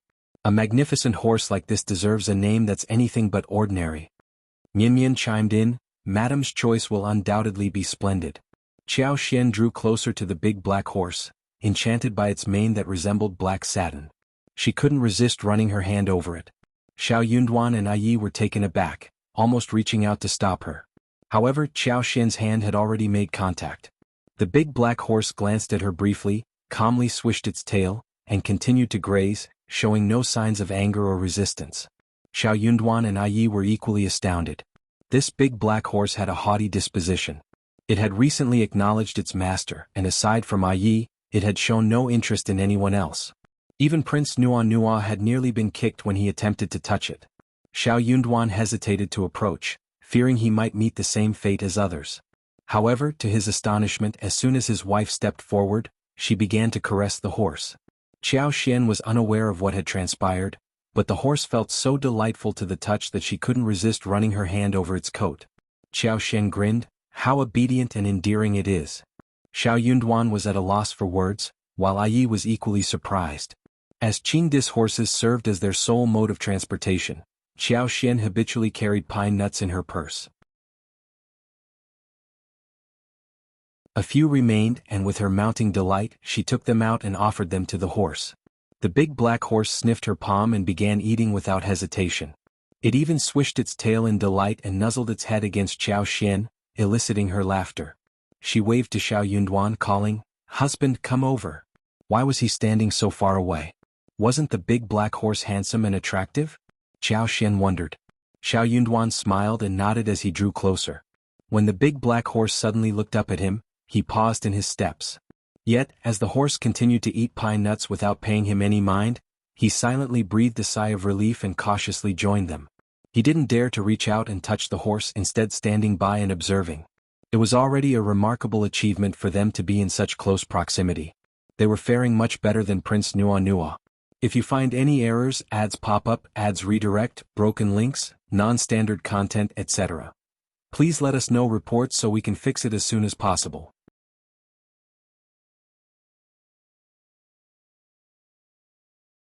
Chapter 1460. Close. Qiao Xian suggested with a smile, how about we call it Thunder God? It sounds imposing and mighty. Ai enthusiastically agreed, saying, Good, good. Hello, Thunder God. Thank you, madam, for the name. From now on, it shall be known as Thunder God. Ai gently patted the big black horse's head and spoke with a grin, Thunder God, Thunder God. From this day forth your name shall be Thunder God. Do you understand? Their shared laughter filled the air. Looking at Qiao Xian with admiration, Ai commented, Madam, you're truly incredible. You've managed to approach Thunder God so effortlessly. In Ai's eyes, taming Thunder God had been an arduous endeavor that involved many falls and considerable effort. Upon hearing this, Qiao Xian inquired with a smile, What's so challenging about it? Ai widened his eyes and nodded emphatically. Xiao Yunduan joined in with a smile, recounting Thunder God's haughty nature, which amused both Qiao Xian and Yan Yan. Qiao Xian gently caressed Thunder God's body, sharing an intimate smile as she remarked, It signifies that Thunder God can discern people and his own kind. His spirit is truly remarkable. Come, Yan Yan, come and greet Thunder God as well. Ai happily waved at Yan Yan and signaled her to join them with a bright smile. Yan Yan blushed and shot him a glare. Qiao Xian pondered that Thunder God's lack of resistance to her approach might be attributed to her superpower. It wasn't inconceivable for Thunder God to feel a connection to individuals with wood element superpowers. She had an inkling that animals were often more sensitive than humans, which was the most plausible explanation. Qiao Xian couldn't help but wonder why Thunder God, who typically ignored everyone, hadn't resisted her. As for Xiao Yunduan and Yan Yan, it was likely due to Thunder God's relationship with Ai. Thunder God was a highly intelligent horse, and since there were no outsiders present, it felt relaxed and open to negotiation. That evening, everyone camped for the night. They roasted meat and enjoyed wine, creating a lively atmosphere. The grassland was cold at night, so even though she sat by the fire, Qiao Xian wrapped herself in a thin cotton cloak. The night sky was adorned with beautiful stars, resembling a sky filled with sparkling gems. It was so dazzling that it felt like stepping into a wondrous fairyland of stars. Xiao Yunduan managed the group and exchanged a glance with Qiao Xian. He then led her away from the hubbub to a quiet place for a stroll. Xiao Yunduan had a slight fear of Prince Nua Nua.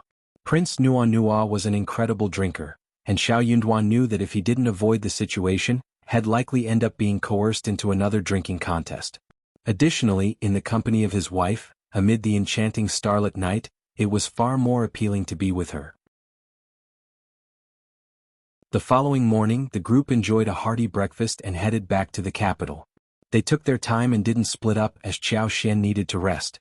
She paused for breaks 3 times on the return journey, and they didn't reach the capital until late afternoon. That evening, Princess Shuangfu and Prince Nua Nua extended an invitation to Qiao Xian and Xiao Yunduan for dinner. The diplomatic mission would depart for Great Qin the day after next. If you find any errors, ads pop up, ads redirect, broken links, non-standard content, etc., please let us know reports so we can fix it as soon as possible.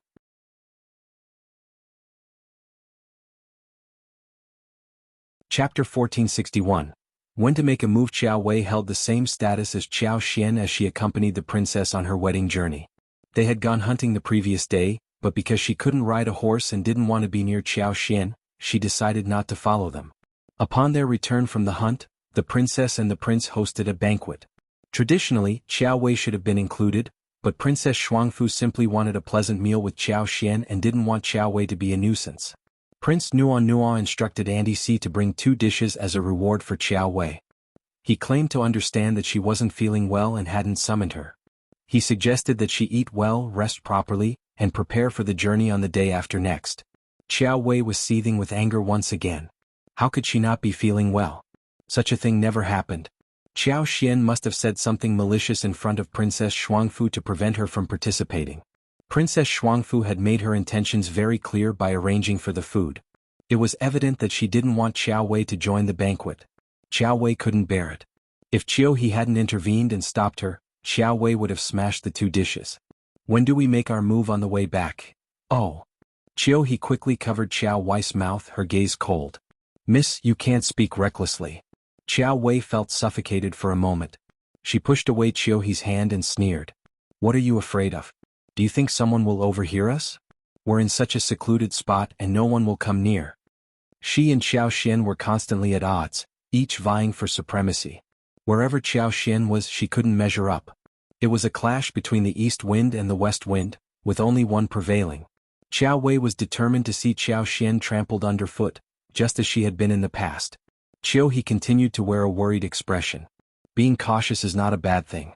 If something goes wrong because of this, it would be disastrous. Qiao Wei sneered but refrained from further comments. At Princess Shuangfu's gathering, the four of them enjoyed a cheerful and harmonious atmosphere. It was a perfect setting. While eating, Prince Nuanua's eyes gleamed with the desire to share a drink with Xiao Yunduan. However, Xiao Yunduan was the first to speak. He cleared his throat and spoke solemnly, I want drink with you today or I'll be too hungover to travel. Please forgive me, Your Highness. Princess Shuangfu chimed in with a gentle smile. Yes, Your Highness, it wouldn't be appropriate. Let's save it for another time. Seeing Xiao Yunduan's resolute stance, Prince Nuanua reluctantly agreed. Very well, Lord Xiao. Next time I visit the capital we shall drink together. I'll be looking forward to it. He puffed out his chest and declared, Lord Xiao, just wait. I'll best you next time. Xiao Yunduan could only respond with a wry smile. I'll be waiting. I'll make sure to improve your alcohol tolerance. It's embarrassing to be bested by a scholar. Everyone was left speechless. What was there to compare? The Qingdi people certainly had peculiar priorities. Princess Shuangfu, being a newcomer to Qingdi, felt embarrassed for her husband. She gracefully changed the subject with a smile, initiating a discussion about Qingdi's customs. Xiao Xian and Xiao Yunduan were both genuinely interested in this topic and posed questions to Prince Nuanua. The discussion on customs took their attention, and the drinking challenge was forgotten. They spent the evening together until it was quite late. Xiao Xian and Princess Shuangfu engaged in a lengthy conversation. Finally, they exchanged farewells before Xiao Xian and Xiao Yunduan returned to their own quarters.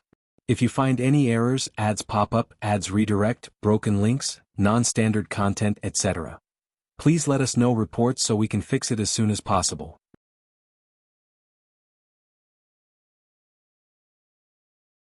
Chapter 1462. Return. Xiao Xian felt a sense of melancholy wash over her. Xiao Yunduan tenderly embraced her and gently patted her back to offer comfort. Princess Shuangfu is already doing quite well. Perhaps leaving the palace is a blessing in disguise for someone as unloved as her. Xiao Xian began to feel a glimmer of relief and managed to force a smile. You might be right. Prince Nuanua seems to treat her well, but she's come to a distant land for marriage. We can't be certain when we'll meet again, so she will undoubtedly feel a bit sad. Xiao Yunduan replied, perhaps only for a while. Xiao Xian burst into laughter, a warmth spreading through her heart. The following day, as everyone prepared for their departure, Xiao Xian, Qiao Wei, and the others went to bid farewell to Princess Shuangfu. Since they had already conveyed their goodbyes the previous day, they didn't avoid Qiao Wei today. Yet, Qiao Wei couldn't hide her dissatisfaction. Despite the knowledge that she and Xiao Xian were not on good terms and that Xiao Xian was the favored wife of Lord Xiao, the crown prince's favorite, while she was just the daughter of the county magistrate, she still couldn't help feeling envious. If she had to choose between the two, Princess Shuangfu would undoubtedly favor Xiao Xian. This feeling of being powerless and easily bullied weighed heavily on her. Qiao Wei's irritation was palpable, and she cast hostile glances at Xiao Xian from time to time. Xiao Xian, however, wasn't in the mood to engage with her. Qiao Wei, feeling ignored, grew even more infuriated. Princess Shuangfu, unable to bear the tension, decided to escort her away. Qiao Wei nearly lost her temper, but she didn't dare to, yet Xiao Xian had her share of blame in this situation, and she longed to return home to make Xiao Xian and Xiao Yunduan taste the bitterness of her wrath. That night, Qingdi organized a grand bonfire party to bid them farewell. Knowing they had an early departure the next morning, Xiao Yunduan kept the festivities subdued. The following morning, Prince Nuanua led his men in escorting everyone out of the capital. Princess Shuangfu did not make another appearance. After bidding their farewells just outside the city, the group officially embarked on their journey. Xiao Xian gazed up at the clear blue sky, the wind and sun on her face. She sighed and silently bestowed her blessings upon Princess Shuangfu. The path homeward held a promise of joy. As they began their journey, the initial sadness of parting dissipated, and excitement filled their hearts. It's finally time to head home. That's right. I've missed home so much. I've even dreamt about Beijing a few times. Me too. We can pick up the pace on the way back and aim to reach home as quickly as possible. Yes. The group was in high spirits, covering nearly 200 miles before setting up camp for the night. During the evening, Xiao Yunduan gathered Sun Bai, Sun Qian, Yi Mianmian, and Li Xia alongside Qiao Xian. He spoke with a serious tone, "With Princess and Prince Nua no longer with us, I have my suspicions. I believe there may be some ill-intentioned individuals within our group. Besides all of you, I'm not certain whom I can trust. In such an environment, any mischief could lead to catastrophe. Please remain vigilant and attentive. If you notice anything amiss, report it immediately. There can be no delays. If you find any errors, ads pop up, ads redirect, broken links, non-standard content, etc. Please let us know reports so we can fix it as soon as possible."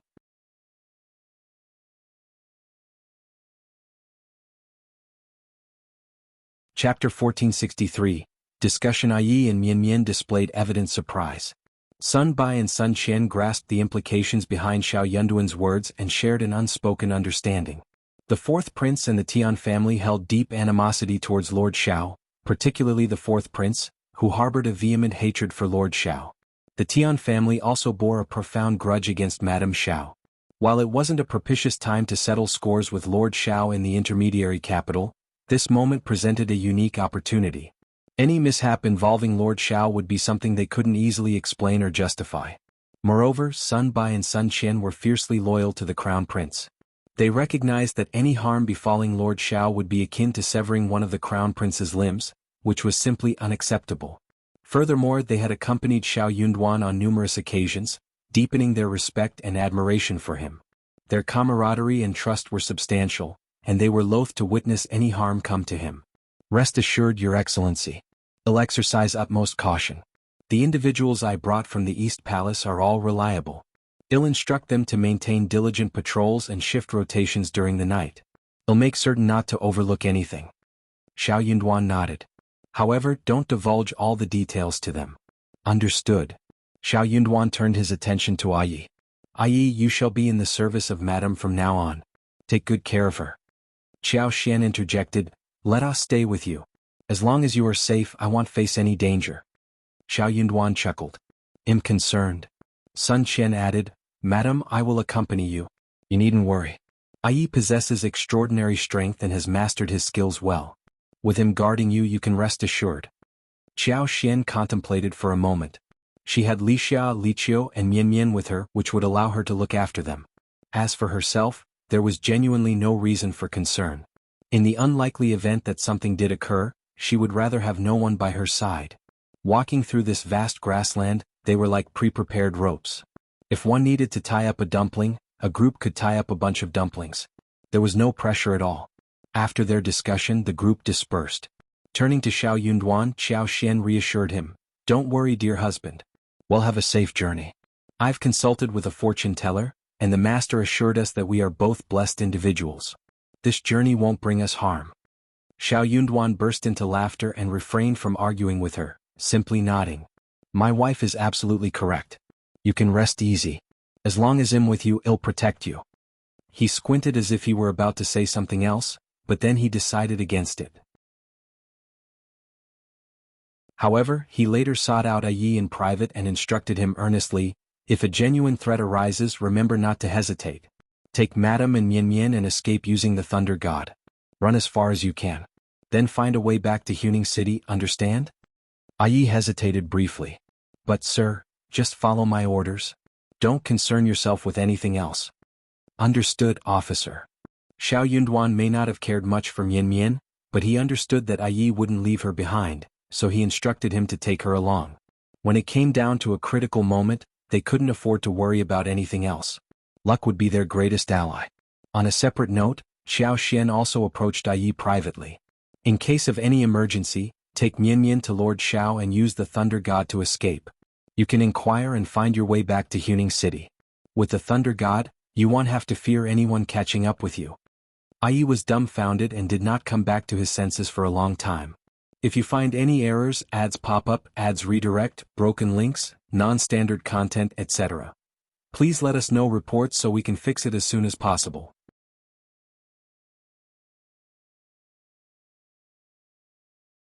Chapter 1464. Dilemma. Qiao Xian smiled. I'm just a woman. What's the worst that can happen if I find myself in danger or in someone's custody? As long as Lord Qiao is by my side, nobody would dare harm me. But if anything were to happen to him, that would be the real problem.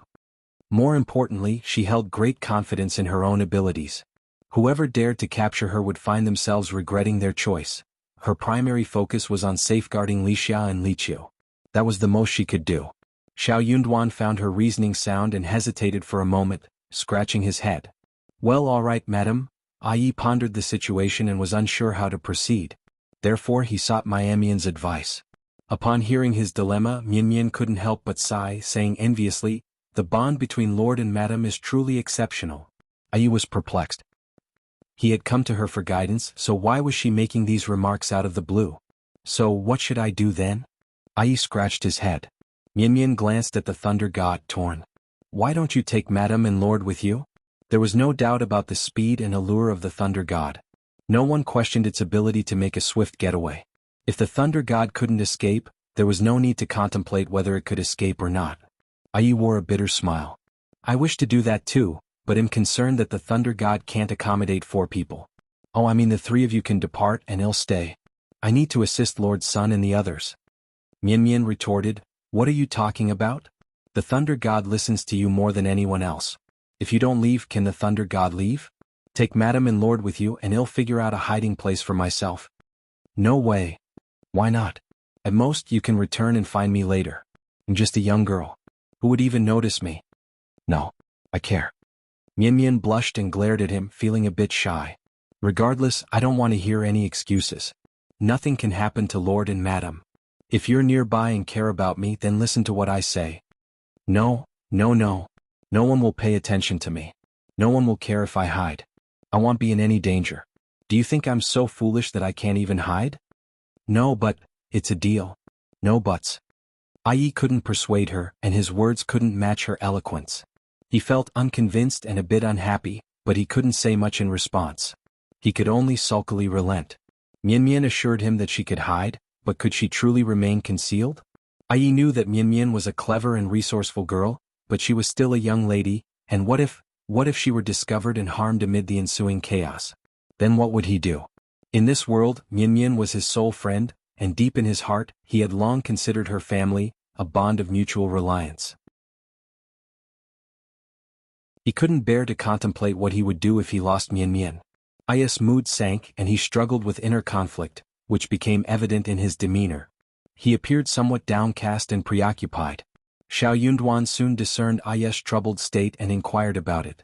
Though Yi initially intended to keep it a secret, he couldn't withstand Xiao Yunduan's gentle prodding and eventually divulged his concerns with only a few sentences. Xiao Yunduan chuckled. He sighed inwardly, experiencing a mix of emotions, both a sense of fondness and a hint of bittersweetness. His wife was truly something. How could she respond to Yi like that? As her husband, he should be the one protecting her, not the other way around. They'll speak with Madam and handle it. You don't need to worry. Just follow my directions. What? Don't fret. I have a plan of my own. Yes, Lord. Yi decided that it was best not to dwell on it too much. After all, no matter how much he contemplated, he couldn't make sense of it. He might as well simply heed Xiao Yunduan's instructions. If you find any errors, ads pop up, ads redirect, broken links, non-standard content, etc., please let us know reports so we can fix it as soon as possible.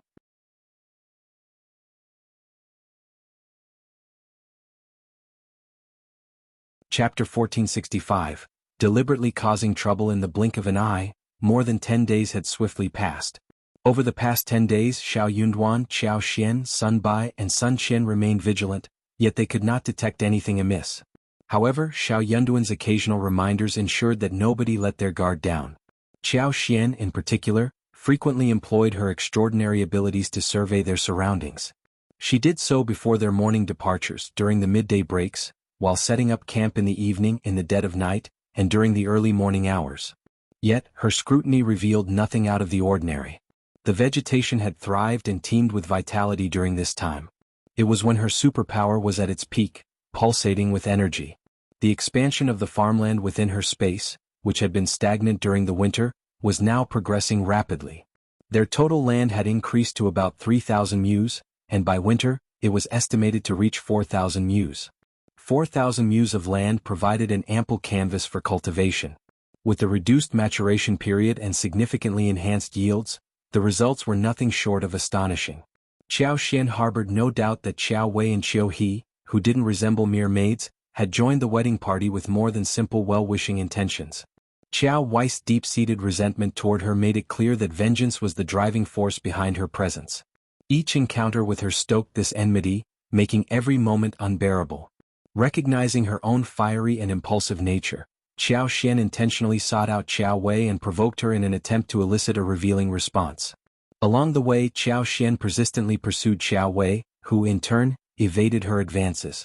Though visibly irritated and contorted with frustration, Qiao Wei managed to restrain herself, resisting the urge to lash out in anger. Qiao Xian couldn't shake the feeling that something was amiss. Around noon, Qiao Xian spotted Qiao Wei and Qiao He near a nearby stream, where they were washing their hands and refreshing their faces. With a smile on her face, Qiao Xian rounded the corner, accompanied by Li Xia, Li Qiao, and Mian Yan. Gently pushing Qiao Wei, Qiao Xian took her by surprise. Startled, Qiao Wei let out a scream and lurched forward. Although Qiao He managed to pull her back in time, she still ended up stepping into the shallow water, soaking half of her intricately embroidered shoe. The corner of her skirt also got wet. Qiao Xian, what do you think you're doing? Qiao Wei's anger flared. Qiao Xian responded with a calm smile, my apologies, my hand slipped. Ha, you did that on purpose. No, Qiao Xian replied with a helpless smile, if I had done it intentionally, I wouldn't have used such little force to push you into the river. Why would I do that? You. Qiao Wei gritted her teeth, convinced that Qiao Xian was deliberately taunting her. But it was too embarrassing to voice her suspicion, so she kept silent. What's the matter with you? Qiao Xian gave her a disdainful look, as if she couldn't be bothered by Qiao Wei's inner turmoil. She taunted, you have a twisted mind, thinking everyone is as devious and suspicious as you are. This is your specialty. Qiao Wei's face darkened and her breathing quickened. You're just a pretender, aren't you? Qiao Xian sneered. A two-faced hypocrite. Gritting her teeth, Qiao Wei warned, just you wait. We'll see. Miss, let me assist you in returning to change your shoes, Qiao He offered, firmly grasping Qiao Wei's arm. If you find any errors, ads pop up, ads redirect, broken links, non-standard content, etc. Please let us know reports so we can fix it as soon as possible.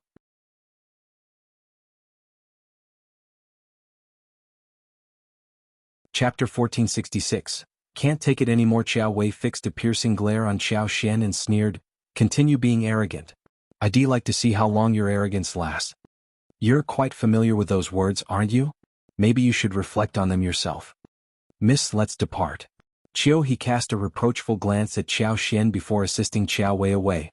Qiao Xian blinked, her gaze lingering on Qiao He's retreating figure. Meanwhile, Li Xia, Li Qiao, and the others engaged in light-hearted banter. Qiao Xian smiled and remarked, I'll go wash my hands. Enjoy your rest. The three of them agreed and took their leave.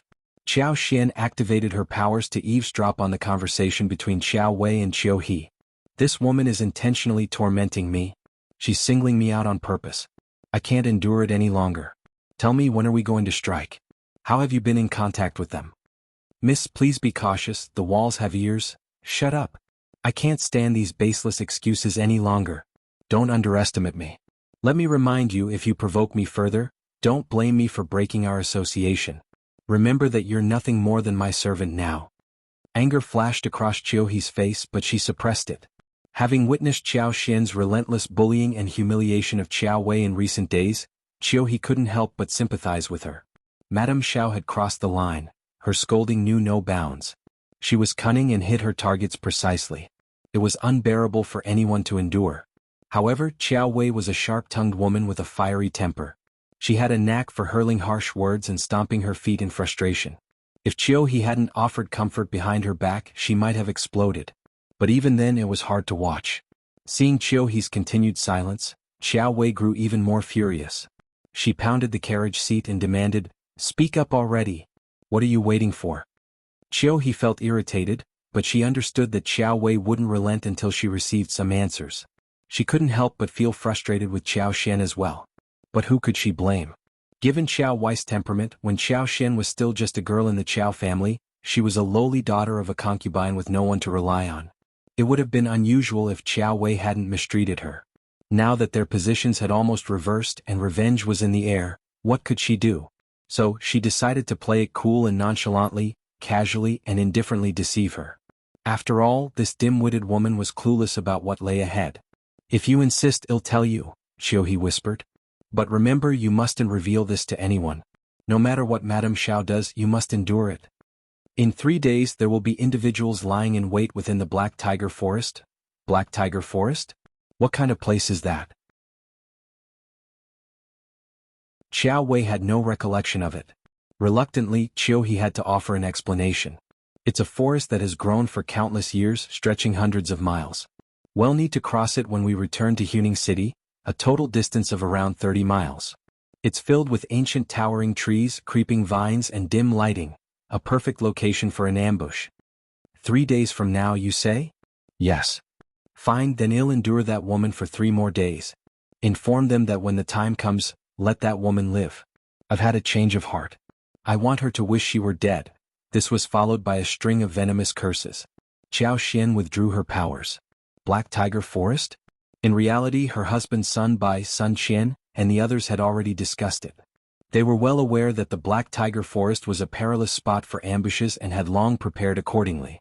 If you find any errors, ads pop up, ads redirect, broken links, non-standard content, etc., please let us know reports so we can fix it as soon as possible.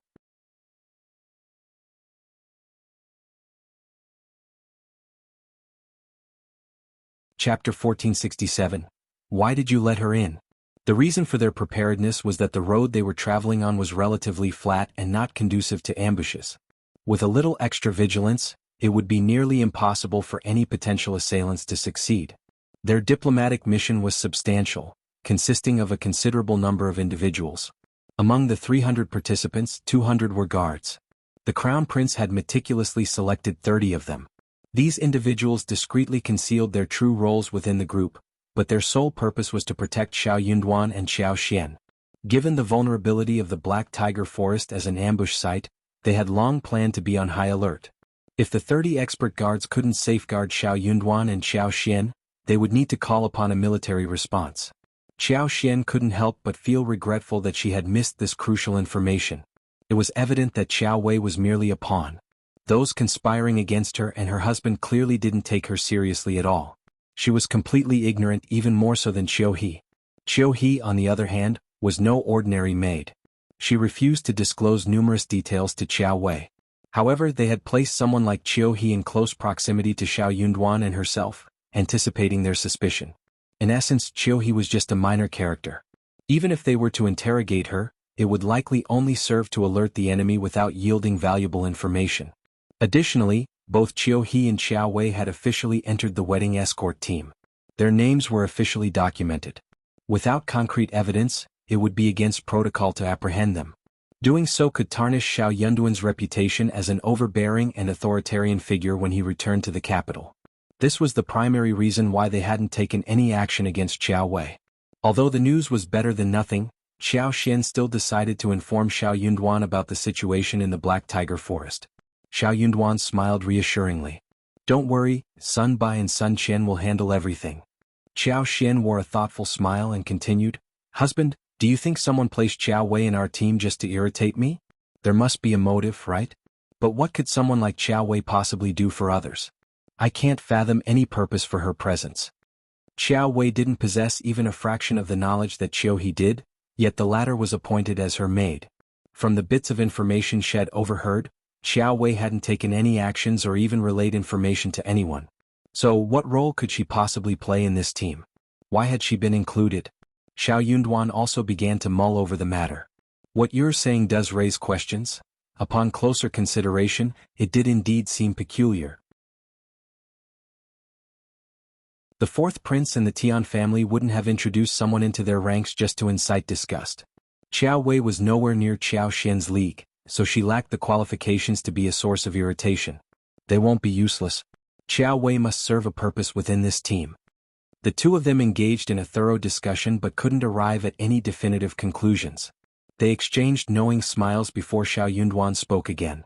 Let it go, he suggested. Take your time to think it through. I have personnel monitoring them. Whatever their intentions, they will be exposed eventually. Let's rest for now. Unable to devise a better plan, Qiao Xian nodded and relinquished her thoughts. She embraced Xiao Yunduan and drifted off to sleep. In the distance, a dense forest emerged. If you find any errors, ads pop up, ads redirect, broken links, non-standard content, etc. Please let us know reports so we can fix it as soon as possible.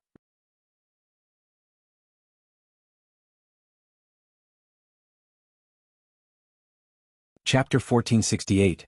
Going through the Black Tiger Forest, the verdant trees sprouted from the earth and merged into an endless forest. After half a day of travel, when they were still 5 or 6 miles from the Black Tiger Forest, everyone gazed up and could already discern the dark forest looming ahead. In Qiao Xian's keen eyes, the view was crystal clear. The massive ancient tree stood incomparably tall and was as black as a mountain, exuding an intensely ominous aura. The ambient temperature appeared to have instinctively dropped by a few degrees. This was the Black Tiger Forest, the sole route back to the Great Qin Empire. To traverse it, one needed to cross dozens of kilometers. Although it was only 3 o'clock in the afternoon, no instructions were necessary. Everyone had already halted very deliberately. They had no intention of entering the forest today. They would camp on the outskirts for the night and depart early the next morning. There was no need to push through the Black Tiger Forest in a single stretch. In such an environment, with its complexity and limited visibility, and set within a wilderness that stretched for hundreds of miles, they couldn't predict what dangers might lie ahead. Leaving aside the marauding bandits and thieves on the grasslands, encountering a formidable group of wild beasts could be equally deadly. That night, Qiao Xian, Xiao Yunduan, Sun Bai, and Sun Qian had a restless night. This was an ideal place for an ambush. If the fourth prince and his associates had indeed dispatched operatives, they wouldn't have overlooked this prime opportunity. The next day, the group arose at the crack of dawn. They swiftly prepared a simple meal and packed their tents. These were deftly loaded onto the carriages, and they set out before the sun's ascent. Sun Bai and Sun Qian dispatched 5 scouts to reconnoiter the path. Leading the way was a squad of 50 guards. Over 100 individuals divided into groups to bring up the rear, while the rest of the guards followed the rest of the party. No matter what happens, do not disembark from the wagons unless Yi is present. Remember my words. Xiao Yunduan grasped Qiao Xian's hands and reiterated his warning before they departed. Qiao Xian smiled and nodded obediently. As for whether she would follow his instructions, that would depend on the circumstances. This part of the forest proved exceedingly challenging to traverse, as it saw very few visitors on ordinary days. Even the caravans traveling between Great Qin and Qingdi made only 1 or 2 trips during the period from mid-spring to late summer. Consequently, the rampant vegetation and creeping vines had grown at an accelerated pace. Given the absence of passers-by for an extended period, the path that had been somewhat discernible was now engulfed by the overgrowth. They had numerous carriages in their convoy, and aside from Qiao Xian and her companions, most of them carried an assortment of supplies. Moreover, their journey to Qingdi wasn't a simple one. They needed to bring along some local specialties, particularly precious herbs, gemstones, jades, furs, felt carpets, and more. Some of these items had been purchased, while others were gifts from Qingdi to the emperor and tokens for Xiao Yunduan. This explained the presence of 60 carriages in the group. Xiao Yunduan had issued strict instructions, specifying that each person was only allowed to purchase a limited number of items. Otherwise, it was conceivable that the number of carriages would double. After all, the various gemstones like rubies, sapphires, tourmaline, malachite, jade, turquoise, cat's eye jewelry, lapis lazuli, and others were exceptionally affordable in Qingdi. The leather goods were even more reasonably priced. Once these items were transported back to the capital, their value would increase by at least 5 to 10 times. Even Qiao Xian had acquired a considerable number of gemstones, discreetly storing them in her spatial pocket. She had even procured several high-quality diamonds. If you find any errors, ads pop up, ads redirect, broken links, non-standard content, etc. Please let us know reports so we can fix it as soon as possible.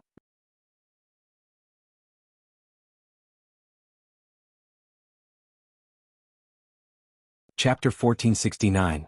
Superpower Observation. Not everyone had an easy journey to reach this place, so Xiao Yunduan should not hinder people from making a modest living. However, despite the abundance of resources, the path ahead was far from easy. In many areas they had to clear a path with machetes, slowing down their progress considerably. The silver lining was that most of the terrain was relatively flat.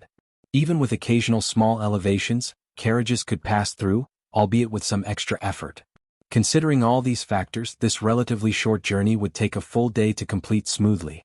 Everyone was experienced and determined to exit the Black Tiger Forest before sunset. By noon, the group took a break to consume their meager rations and have a few sips of water. Everything continued to progress safely and without incident. Qiao Xian activated her superpower to scan the surroundings, and soon she detected a group lying in ambush on a rocky slope about 6 or 7 miles away. Qiao Xian's heart skipped a beat. She estimated there were around 40 to 50 people dressed in dark green attire with their legs bound. They appeared fierce and well prepared. Although they seemed like mountain bandits, their discipline during the ambush was uncanny. No one made a sound and their actions were controlled. These were not the typical unruly mountain bandits. Even if they were not directly affiliated with the Fourth Prince, they had some connection to him. Since she didn't pick up any immediate threats, Qiao Xian retracted her power. Using her superpower for information gathering was her most potent ability, but it drained her quickly. With a potential fight looming, she needed to conserve her energy for the right moment, so she couldn't afford to waste it. The team continued to make their way forward, maintaining a deliberately slow pace dictated by the challenging road conditions that hindered rapid progress. Gradually they reached a rocky slope. The slope was strewn with rugged boulders, and its inclines on both sides were notably steeper than elsewhere. The team planned to traverse the middle path, which extended for about 4 to 5 kilometers. The same wild grass and vines covered the route, forcing them to clear it by removing grass, leaves, vines and obstacles to ensure the carriages could pass through. As they approached the ambush site, approximately 300 meters away, Qiao Xian activated her unique ability. The tree roots at the top of the slope suddenly swelled, pushing out large rocks that broke free from the ground and tumbled down the slope. Simultaneously, she shook the branches and leaves violently, startling the birds resting on them, causing them to take flight in a cacophonous flurry of wings and cries. The sudden commotion naturally alarmed the intermediate team. Sun Bai promptly raised his hand, and the entire group came to an immediate halt. "Stay vigilant, everyone. Form up and shield Lord and Lady," he commanded. Their response was well practiced, having rehearsed many times for potential danger. Though the situation was tense, the guards swiftly established a protective formation from the outset. The remaining followers quickly regained their composure. Carriage drivers worked with a few others to safeguard the horses, gripping the reins securely and covering the animals' ears to prevent them from panicking and bolting. If you find any errors, ads pop up, ads redirect, broken links, non-standard content, etc., please let us know reports so we can fix it as soon as possible.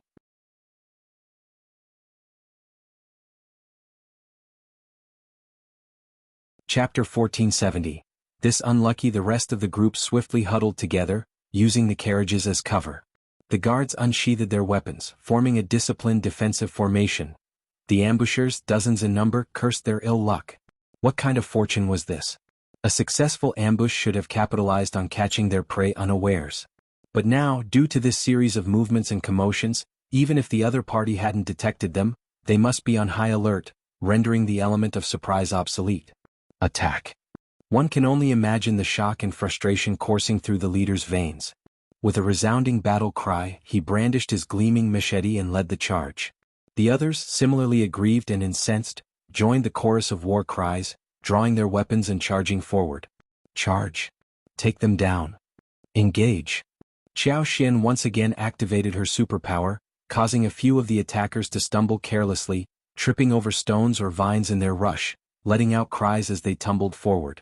Some fared even worse, colliding with rocks, nearly shattering their knees, tears streaming from the pain. Onlookers, the brothers included, halted in their tracks, bewildered by the scene that unfolded. Wasn't this a bit too clumsy? How could they be so careless? It seemed like an ill omen. The assailants grew even more impatient and enraged. As they charged forth, impatience colored their approach. When Sun Bai, Sun Qian and their comrades witnessed this formidable horde charging like a pack of wolves and tigers, bellowing and eager for combat, They remained resolute, though not particularly surprised. As they navigated the Black Tiger Forest, their senses remained keen, anticipating that something might occur within its shadowy depths. Now, with the impending threat finally manifesting, they were not only shocked but also felt a sense of readiness. Upon witnessing the charging adversaries, Sun Bei's lips curled into a cold smile, and he bellowed, "Prepare to engage." Leading the guards, he lunged forward to confront their opponents. Xiao Yunduan and Xiao Xian occupied separate carriages, necessitating that Sun Bai and the others relay information to him, rendering Xiao Xian's presence potentially inconvenient. Xiao Yunduan disembarked from the wagon and approached Xiao Xian's carriage. "My love, fear not. The assailants are not numerous. I believe Sun Bai, Sun Qian and their team can handle them." Aze, without engaging the enemy directly, stood guard at Xiao Xian's carriage alongside 7 or 8 other guards, keenly observing the unfolding battle. Xiao Xian, struggling to complete her task due to her dwindling energy, displayed a pale countenance when Xiao Yunduan approached. Misinterpreting her demeanor as fear, he sought to console her. Observing the battle and noticing Sun Bai, Sun Qian and their comrades effectively holding their ground, Xiao Xian withdrew her power, mustering a forced smile in Xiao Yunduan's embrace. "I'm not frightened. I trust Guard Sunday. Please don't worry, my dear." Xiao Yunduan whispered, "I'm here for you." Xiao Xian smiled, gradually regaining her composure. The skirmish continued for about half an hour. Evidently, the assailants were aware of Xiao Yunduan's location and attempted to approach the carriage, but were thwarted by the staunch resistance from Sun Qian and his team. Observing that while the guards grew bolder in their defense, they also incurred significant casualties, the leader sounded a whistle. In the blink of an eye, the assailants dispersed, vanishing from the scene.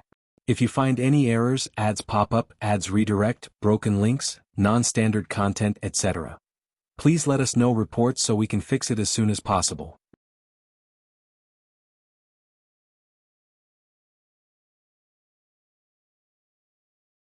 Chapter 1471. Ill-intentioned Sun Bai, Sun Qian, and the rest led the effort to clean up the aftermath, tending to the wounded and providing necessary first aid. The ordinary followers, although visibly shaken, staggered forward to offer their assistance. Their limbs trembled and many could scarcely move due to exhaustion. None of the attackers survived the encounter. Sun Bai and Sun Qian felt a sense of remorse but recognized the necessity of their actions. Afterward, they invited Xiao Yunduan to a quiet spot. "Lord, those people, despite their disguises as mountain bandits and their concealed identities, are certainly not typical mountain bandits. Genuine mountain bandits lack the coordination and training we just witnessed. These individuals possess highly disciplined skills, suggesting systematic and prolonged training. It's unlikely that common mountain bandits could achieve this level of proficiency. I suspect their background. There was a significant likelihood, around 80% to 90%, that they were dispatched by one of the princes, with the 4th prince being the prime suspect. However, lacking concrete evidence, Sun Bai refrained from making baseless accusations. Xiao Yunduan nodded and replied thoughtfully, "I anticipated this would occur and their presence reassures me. Nevertheless, I have a strong sense they won't give up easily. We must remain vigilant. Instruct them to maintain heightened patrols and to report any suspicious activity to me immediately." "Understood, my lord." Sun Bai and Sun Qian nodded gravely, sharing Xiao Yunduan's sentiments. This was merely the beginning, not the conclusion. Each of the princes harbored deep-seated animosities against the crown prince, and the opportunity to undermine his standing was too tempting to resist. Whether it was solely the 4th prince or if other princes were involved remained unclear. As the crown prince, Xiao Yunduan was under constant scrutiny. He was cautious with his words and actions, refraining from making confrontational statements against his brothers to avoid tarnishing his reputation. This cautious approach allowed his siblings to accrue more power over time. Their organization boasted a substantial number of individuals under their command. Having already initiated action, they couldn't simply abandon their efforts.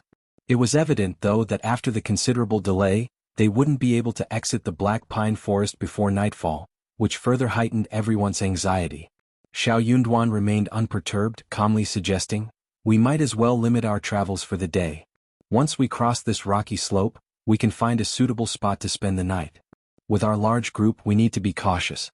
In a way, the forest's intricate environment serves as a form of protection for us."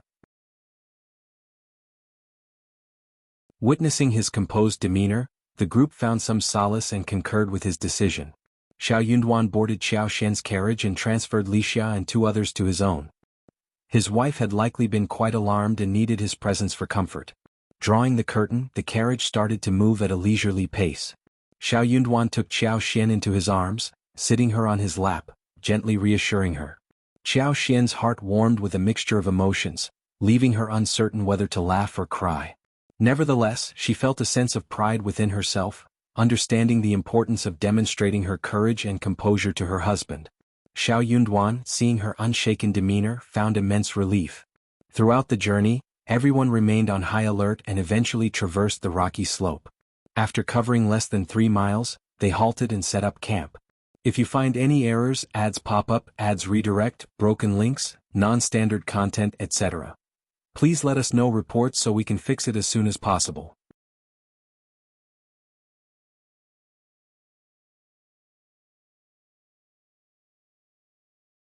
Chapter 1472. Wolf Pack. The scout relayed that they were still about 16 to 17 miles away from the Black Tiger Forest, a distance that would require at least half a day of walking. Upon careful consideration, Sun Bai, Sun Qian, and the others selected a location within the woods to set up an overnight camp. They diligently cleared the area of underbrush, securing the horses to tree trunks and forming a protective ring with the carriages on the outer perimeter. They organized 4 rotating groups, each consisting of 36 individuals, to take turns patrolling during the night. The rest of the group were instructed to remain in their armor and not to remove it, maintaining a state of perpetual vigilance. As the sun slowly dipped below the western horizon, the evening glow faded, plunging the forest into deep darkness. The towering trees, rocks, and their shadowy silhouettes took on an eerie quality, exacerbated by sporadic sounds of flapping wings and eerie calls from birds, causing shivers down their spines. Their superior numbers provided some reassurance because if only a few individuals were to remain alone in this forest at night, the fear might have been paralyzing. To combat the darkness, they lit 3 large bonfires to illuminate the area. The night watchmen were responsible for ensuring the fires remained ablaze. In the moonless and pitch-black forest, the night offered no lunar illumination, making it an exceptionally dim night. On this particular night, Qiao Xian refrained from using her power to survey the surroundings. Her powers consumed significantly more energy during the night compared to daylight hours. Furthermore, she believed that the assailants would not return so promptly after their initial encounter. If they did, Sun Bai, Sun Qian, and the others had taken thorough precautions, leaving little room for concern. As anticipated, the night passed without any disturbances from the attackers, but they faced a different threat, a pack of wolves. Over 100 adult gray wolves, howling in the middle of the night, aggressively descended upon their camp. It seemed as though the wolves cared not for their own lives, driven by an insatiable aggression. A sudden sense of alarm rippled through the camp, instantly thrusting everyone into a heightened state of vigilance. Qiao Xian swiftly employed her superpower to assess the situation, and thankfully she detected only a pack of wolves with no human presence trailing them. These wolves exhibited highly unusual behavior, suggesting they might have been drugged with some sort of stimulant. Their ferocious howls and reckless charges threw the camp's guards into disarray, and several of them sustained bites. Under the coordinated command of Sun Bai and Sun Qian, the group eventually repelled the wolf pack after approximately an hour of intense combat. A collective sigh of relief echoed through the camp. They ignited torches to survey the scene and treat the wounded. Numerous ordinary followers were deeply shaken, huddled together in pairs or trios, consoling one another through sobs and discussions. Among the distressed individuals, one woman's screams and cries pierced the night, distinguishing her from the rest. While others cried quietly, she wept with such intensity that she seemed on the brink of screaming to the heavens. This woman was none other than Xiao Wei. During this tumultuous moment, Xiao Yunduan had gone to confer with Sun Bai and Sun Qian. Qiao Xian took it upon herself to console the frightened individuals, assess injuries and instruct Lixia and Liqiao to prepare the necessary medicines.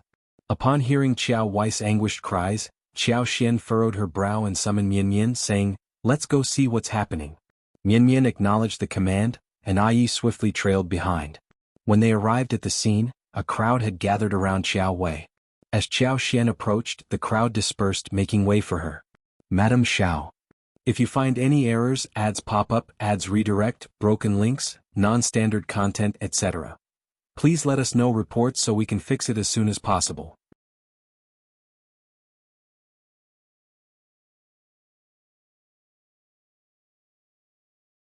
Chapter 1473. Qiao Wei injured. Qiao Xian nodded and directed her gaze towards Qiao Wei, who clutched her injured calf. What happened? Qiao Wei shot her an angry glare and retorted icily, "Can't you see for yourself? I'm injured." Qiao Xian gave an incredulous glance to those present. "You may leave now, lend your assistance wherever necessary and retire to rest once you're finished. We still have a morning journey ahead of us." Initially no one harbored a fondness for Qiao Wei, but upon hearing this they concurred and dispersed, leaving only Qiao He behind. Qiao Wei seethed with anger, casting a hateful glare in Qiao Xian's direction. Qiao Xian sneered, "Why are you staring at me? Return to your tent if you have the time. You're not the sole person injured, and yet, you're the only one making a scene. Miss Qiao, are you concerned that others might not notice your fine singing voice?" Qiao Wei's face flushed with anger and she snapped, "I was bitten by a wolf on my leg. I was bitten by a wolf. Observe it for yourself." The wolf's bite had nearly frightened her to death, and her leg had bled profusely. At the time she believed she might face death or be left with a permanent injury. Fortunately, the two guards managed to eliminate the wolf in time. Despite this, the wound on her leg remained substantial, causing excruciating pain that left her incapable of withholding her cries. Qiao Xian was taken aback and shifted her gaze to Qiao Wei's leg. She observed the blood staining her dress. The darkness of the night obscured the wound, which Qiao Xian wouldn't have noticed without Qiao Wei's remark. Qiao Wei's sobbing grew louder. Qiao Xian cast a stern look at Qiao He and spoke coldly, "Your mistress is injured, yet you stand here motionless? How callous.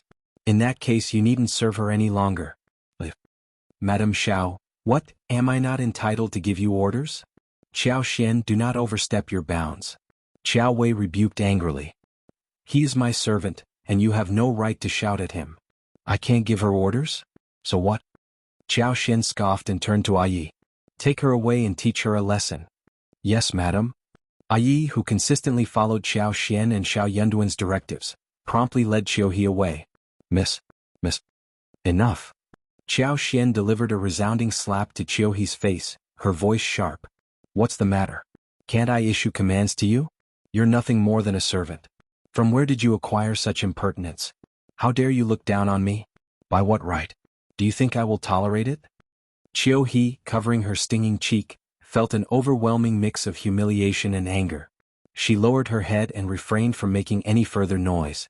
With no alternative, she bowed her head because she served Qiao Wei. Qiao Xian was prepared to scold her and even strike her, leaving her with no room to resist. Qiao Wei stood in stunned silence, quivering with rage. Were it not for her excruciating leg pain rendering her immobile, she would have risen to confront Qiao Xian in a brawl. No one treated others in such a degrading manner. What's the meaning of this? In merely providing your insubordinate servant with a lesson, Qiao Xian jeered. There's no need to thank me. Escort her away. Yes, let's go. This time, Qiao He didn't dare to resist and cast a desperate plea towards Qiao Wei. However, Qiao Wei merely fixed a glare on Qiao Xian and chose not to utter a word. She was well aware that Qiao Xian had no intention of giving her any face. Would saying anything change Qiao Xian's mind? Qiao Xian was merely seizing an opportunity to ridicule her. Why should she demean herself? Why hadn't this wretched woman been eliminated during the daytime assassination? The attackers were completely inept. If you find any errors, ads pop up, ads redirect, broken links, non-standard content, etc. Please let us know reports so we can fix it as soon as possible.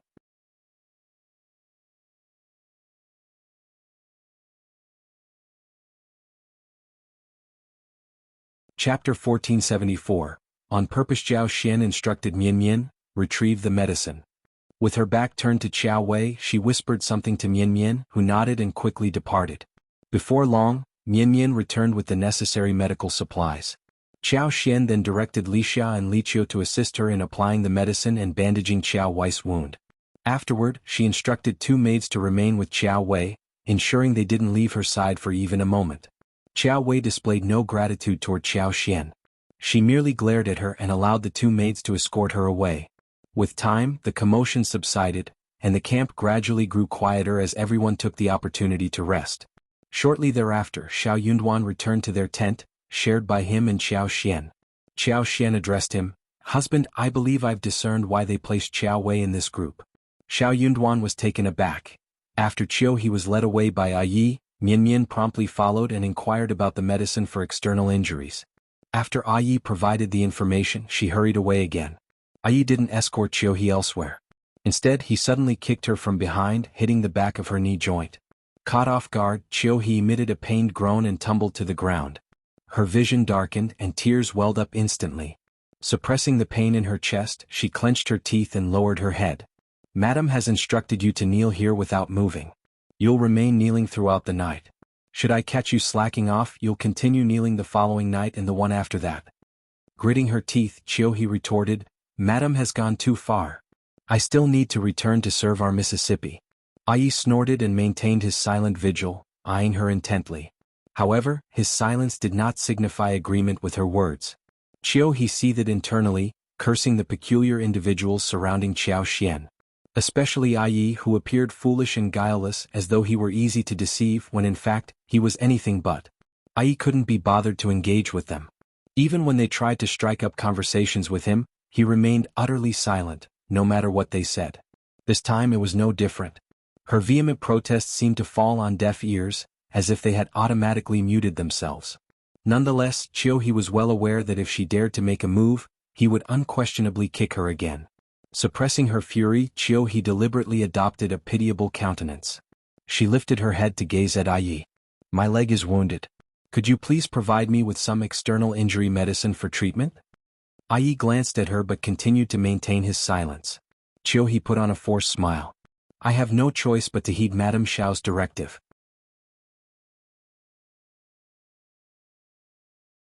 "I'll apply the medicine and accept my punishment." As she struggled to rise, Yi raised his foot. "Attempt to move." Qiao He couldn't take it any longer. Her knees turned weak, causing her to tumble heavily onto the rugged ground once more. Her vision dimmed and tears nearly welled up again. "Is Madame truly so heartless? My legs will be ruined if I continue kneeling like this throughout the night." Yi remained unmoved, silently thinking to himself, "You deserve to have your legs ruined. A servant like you remained unscathed while your mistress got hurt. How would you complain once I've maimed your leg? It was only fair." Yi kept his gaze fixed on Qiao He until the entire area was tidied up before returning to his rest. Prior to departing, he didn't neglect to issue a threat. "Don't move or else humph." Qiao He seethed with resentment. Following Yi's departure, although she didn't dare to leave, she promptly seated herself on the ground. "If you find any errors, ads pop up, ads redirect, broken links, non-standard content, etc. Please let us know reports so we can fix it as soon as possible."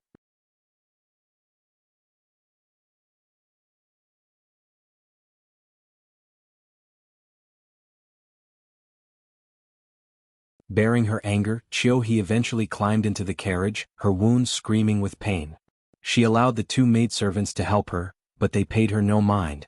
Instead, they confidently stated, "Madame Xiao sent us here to look after Miss Qiao. They were not here to serve her." Qiao He was seething with fury. Early in the morning, everyone continued their journey at a slow pace. Regardless of Qiao He's pleas for assistance, the two maidservants paid her no heed. Instead, they began to supervise her, insisting that she kneel and accept her punishment. Qiao He, she finally comprehended how Qiao Wei had felt when Qiao Xian had constantly scolded her. It was deeply frustrating, but she had no choice but to endure it. Qiao He responded indifferently, feigning as though they no longer existed. It was just kneeling after all. She would endure it. She knelt for a prolonged period. Having endured the torment outside throughout the night, she had caught a cold and suffered the effects of Is kicks. Her external injuries were substantial. Moreover, she couldn't pretend to kneel under the watchful eyes of the two maidservants. In less than half a day she fainted. "If you find any errors, ads pop up, ads redirect, broken links, non-standard content, etc. Please let us know reports so we can fix it as soon as possible."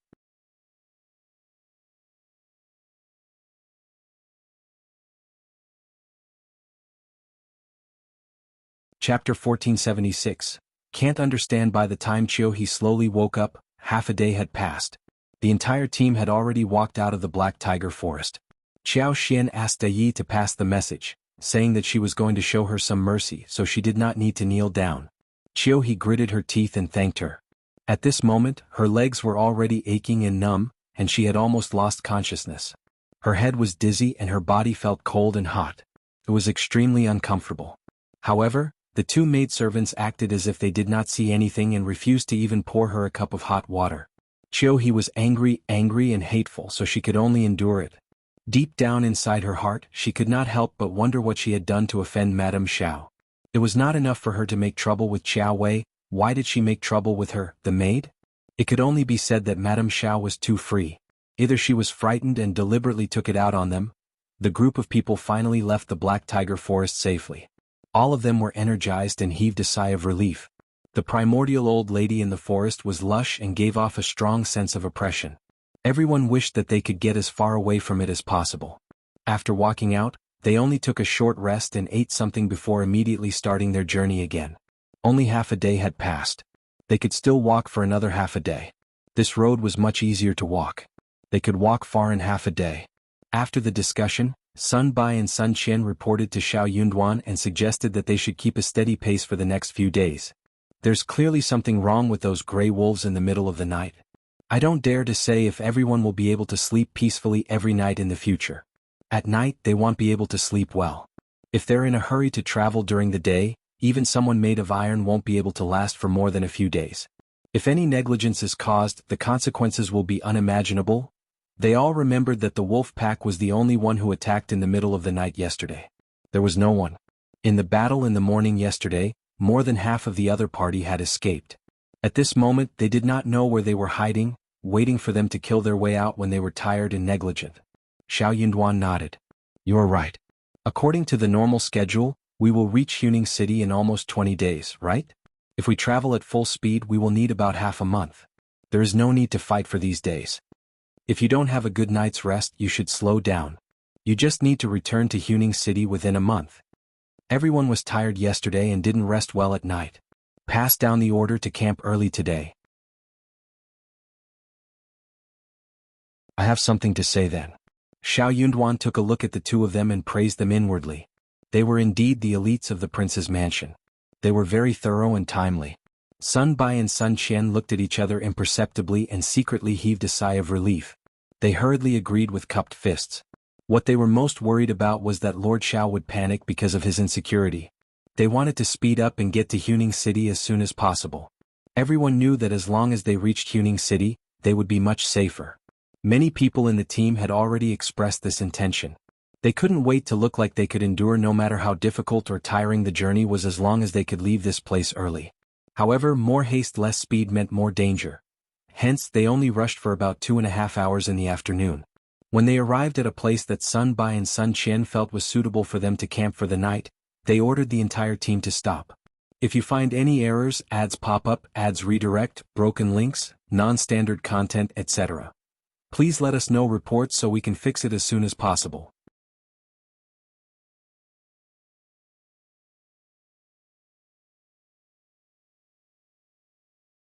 Chapter 1477. Slowed down as expected. This attracted a lot of dissatisfaction. What? It stopped just like that? Yes, it's too early. It's still early. We can walk for at least another 3 hours. Wouldn't it be better to speed up and go home as soon as possible? Yeah. Xiao Yunduan gathered everyone together. He was not sure if there were any spies of the fourth prince here, so Xiao Yunduan did not tell them the truth. He just said that it was better to stop and take a rest to prevent them from getting tired. It would be easier for them to travel if they had enough energy. Most of the people could not accept this reason. Xiao Yunduan had always been a gentle man, and his eagerness to go home had emboldened them. Some people could not help but raise their heads, and many people agreed with them, asking them to hurry up. Xiao Yunduan consoled them patiently, saying that it was for everyone's own good, so that they could have a good rest so that they would not feel uncomfortable on the road. There was no need to worry. Sun Bai and Sun Qian did not say a word. They stood there with indifferent expressions, but in fact they were watching coldly from the side. Their shrewd eyes swept across everyone without batting an eyelid.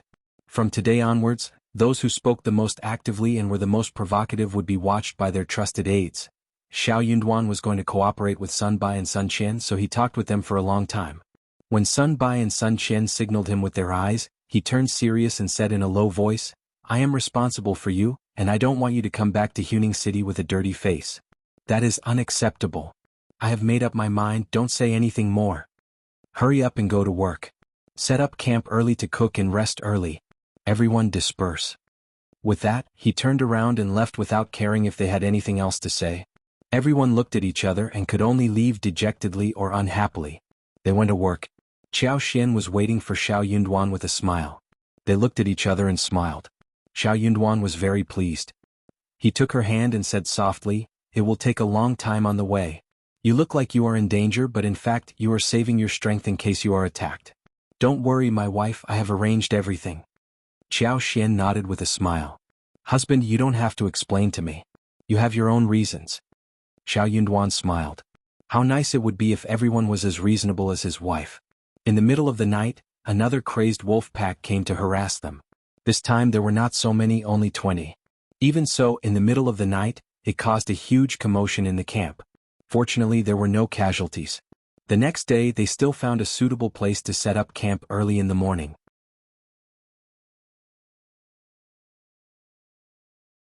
That night they did not encounter any more accidents. However, there were crazy wolf packs attacking at night for 2 consecutive nights. Everyone subconsciously became vigilant and felt that they would come tonight, so they did not dare to fall asleep at night. On the night of the 3rd day, Qiao Xian secretly used her superpower and extended it to 5 miles away from the camp.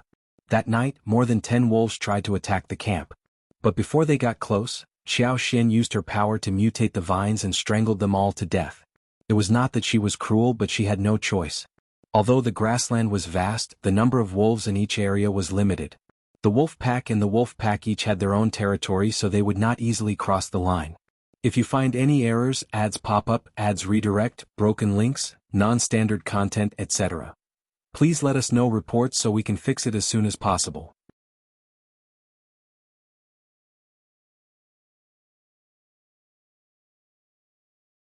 Chapter 1478. Superpower. It was impossible for the other party to always find so many wolves to cause trouble. The fact that there were fewer of them each time was a good indication of the truth. If there were more tomorrow night or the night after, it would definitely be even less. Moreover, in a few days there would definitely not be any more. That night, everyone finally had a good night's sleep. They were full of energy and they finally felt more at ease as they chatted and laughed. It seemed like the other party had run out of tricks. Qiao Xian was exhausted at night, so she was very sleepy during the day.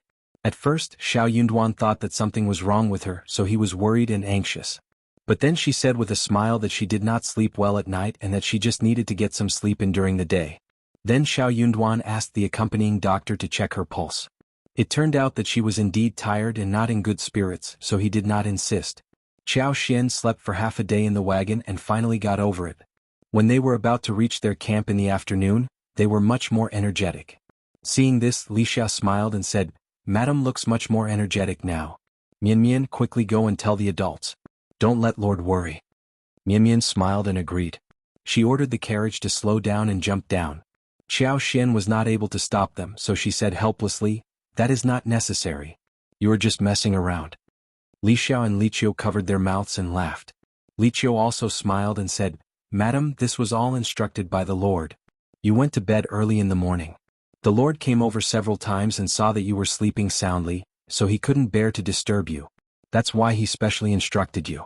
The Lord is taking good care of you, madam. True. Qiao Xian got slightly startled. So she had slept for so long?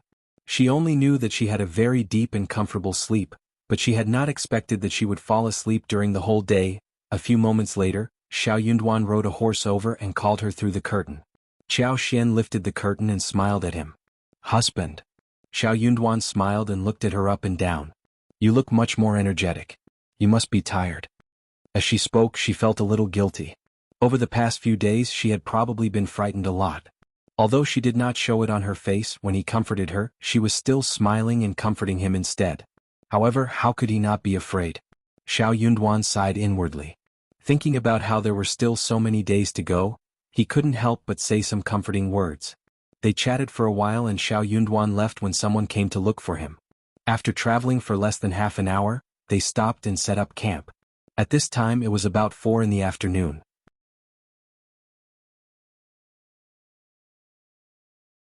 In this place where the sky turned dark much later than in the capital, there were at least 4 hours before it turned dark. Qiao Xian was full of energy and felt refreshed, so she went to find trouble with Qiao Wei. Qiao Wei's injury had been tampered with by Qiao Xian, and she was recovering very slowly. Qiao He's leg had been kicked by Yi, and the medicine was not very effective either. These days the two of them had been very low-key and kept a low profile. As soon as Qiao Xian arrived, Qiao Wei got startled and stared at her. Qiao Xian snorted. "I'm just here to see how Miss Qiao is doing. Please get well or we will be dragged down." You didn't do it on purpose, right? You. The veins on Qiao Wei's forehead throbbed as she gritted her teeth. "Qiao Xian, don't push me too far. If you find any errors, ads pop up, ads redirect, broken links, non-standard content, etc. Please let us know reports so we can fix it as soon as possible."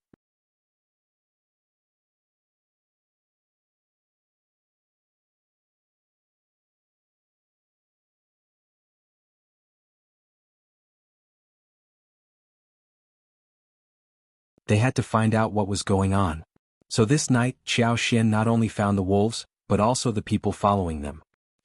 Those people must have realized that those wolves had died abnormally. They wanted to see clearly. Fortunately, only 7 people came. It was obviously impossible for 7 people to keep an eye on more than 30 wolves. Qiao Xian's superpower had reached a level where she could control her power freely.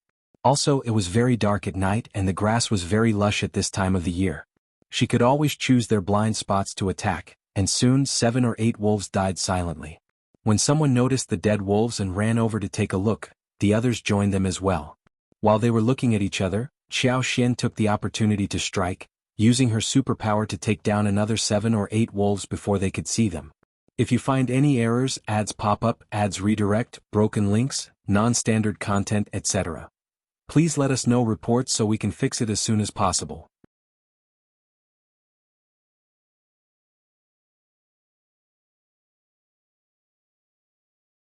Chapter 1480.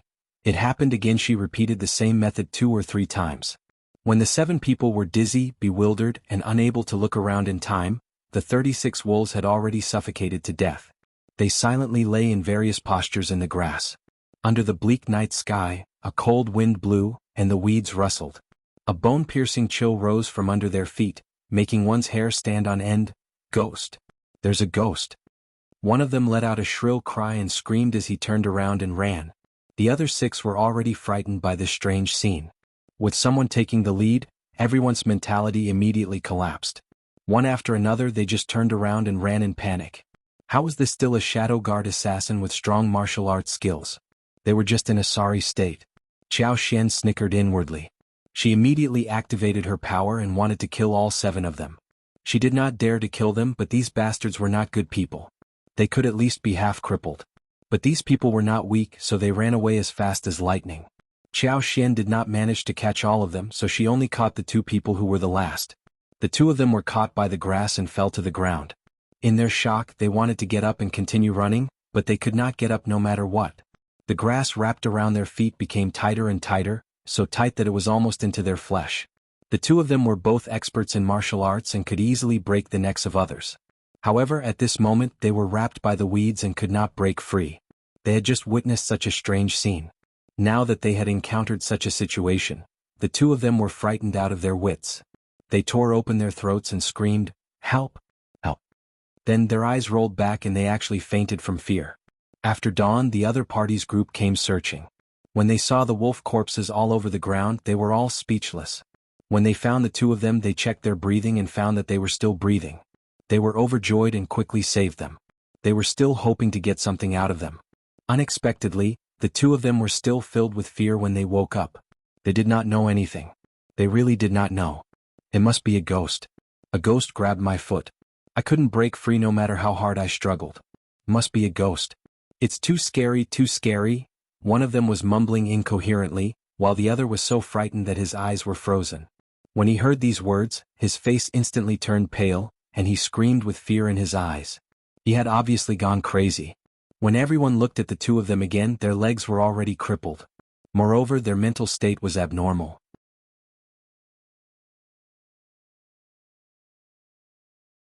Everyone looked at each other, especially those who had personally experienced that strange thing last night. Their eyes were filled with fear and their hearts were filled with sorrow. Almost they would also become like this. Lord, what should we do? What kind of demonic spirit technique is this? What kind of demon technique is this? No matter what it is, everyone fell silent and the air became suffocating. Yes, no matter what it was, they could not resist it. How were they supposed to continue playing like this?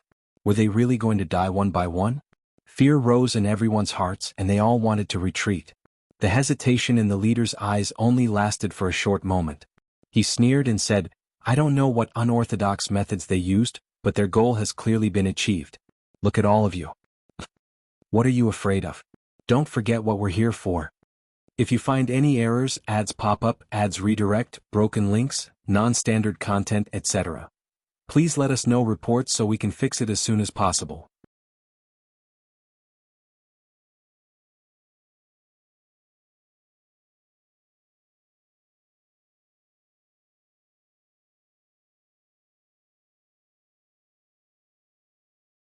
Please let us know reports so we can fix it as soon as possible.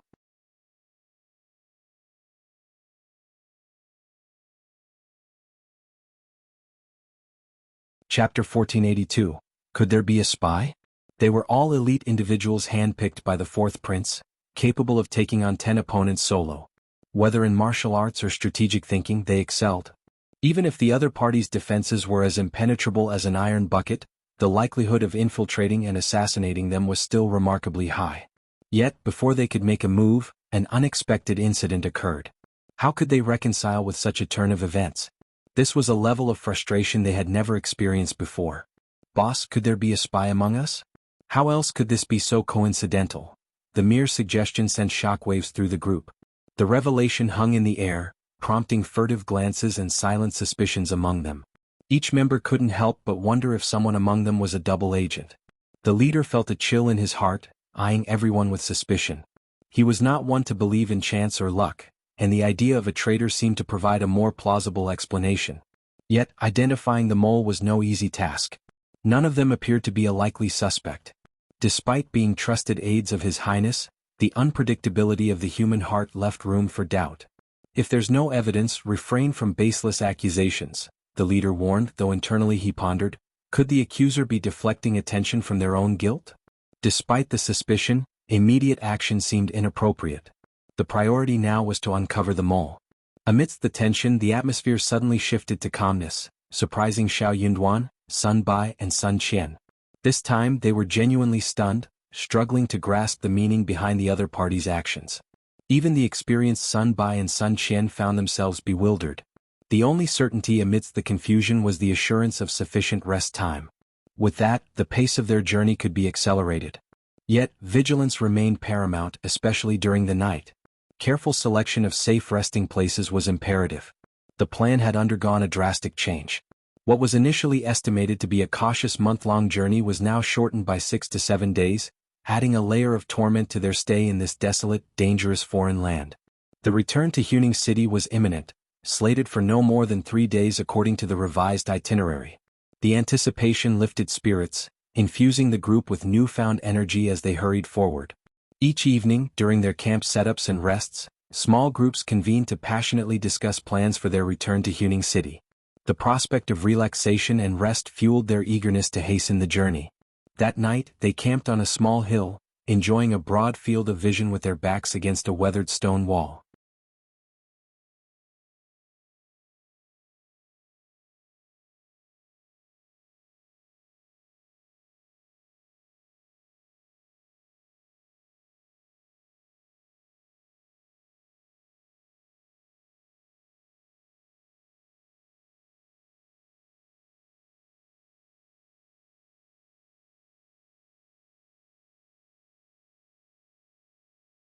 Chapter 1484. Fight. The opposing force boasted a larger number of people, resulting in more guards than their own team. However, the numerical advantage was not significant. The adversaries displayed a valiant and ferocious demeanor, exuding a sense of banditry. Their bold and reckless fighting style proved challenging to resist. Their side seemed impervious to defense, while the defenders faced the burden of maintaining their position at all costs. The dilemma lay in the fact that the opposing party operated without restraint, unburdened by concerns. On the contrary, their side had to staunchly defend the position, as any breach, whether it led to the slaughter of ordinary entourage members or their capture as hostages, would thrust them into a perilous situation. The opposing force understood this dynamic well, which drove them to risk their lives in a relentless charge. Despite their best efforts, their men could only fight to a draw, forming an ineffective barrier. The current situation indicated an imminent breakthrough of the defense line. Sun Bai, Sun Qian, and the corps leaders, acutely aware of the impending threat, felt a sense of extreme anxiety. Unexpectedly, a billow of dust appeared in the distance. Another group of people galloped towards them, heading in their direction. Judging by their speed, they would likely reach them in an instant. It was evident that their numbers were significant. Sun Bai and Sun Qian exchanged a glance, understanding each other's thoughts. Let Yi escort the lord and madam to safety. Rally our brothers and we'll fight our way out. Everyone flee for your lives. Our fate depends on luck. Let's do it.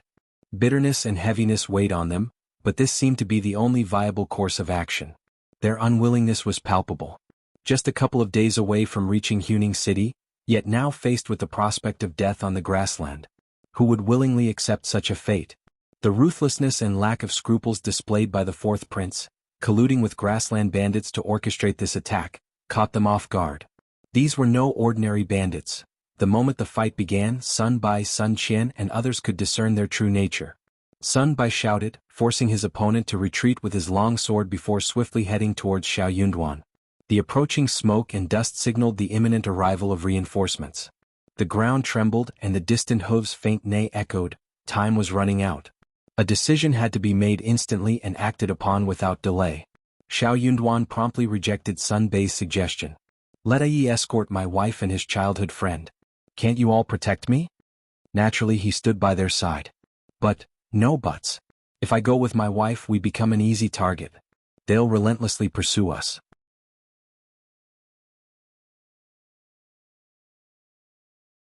However, if we separate, they'll chase after me individually, relieving some pressure. Those pursuing Qiao Xian would find no success against the Thunder God's speed.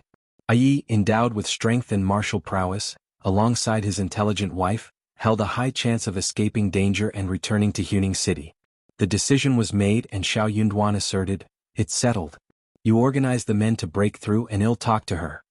If you find any errors, ads pop up, ads redirect, broken links, non-standard content, etc.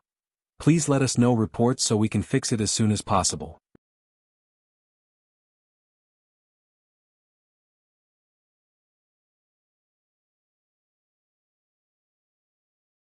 Chapter 1485. Prepare to escape. Sun Bai stood there, momentarily speechless.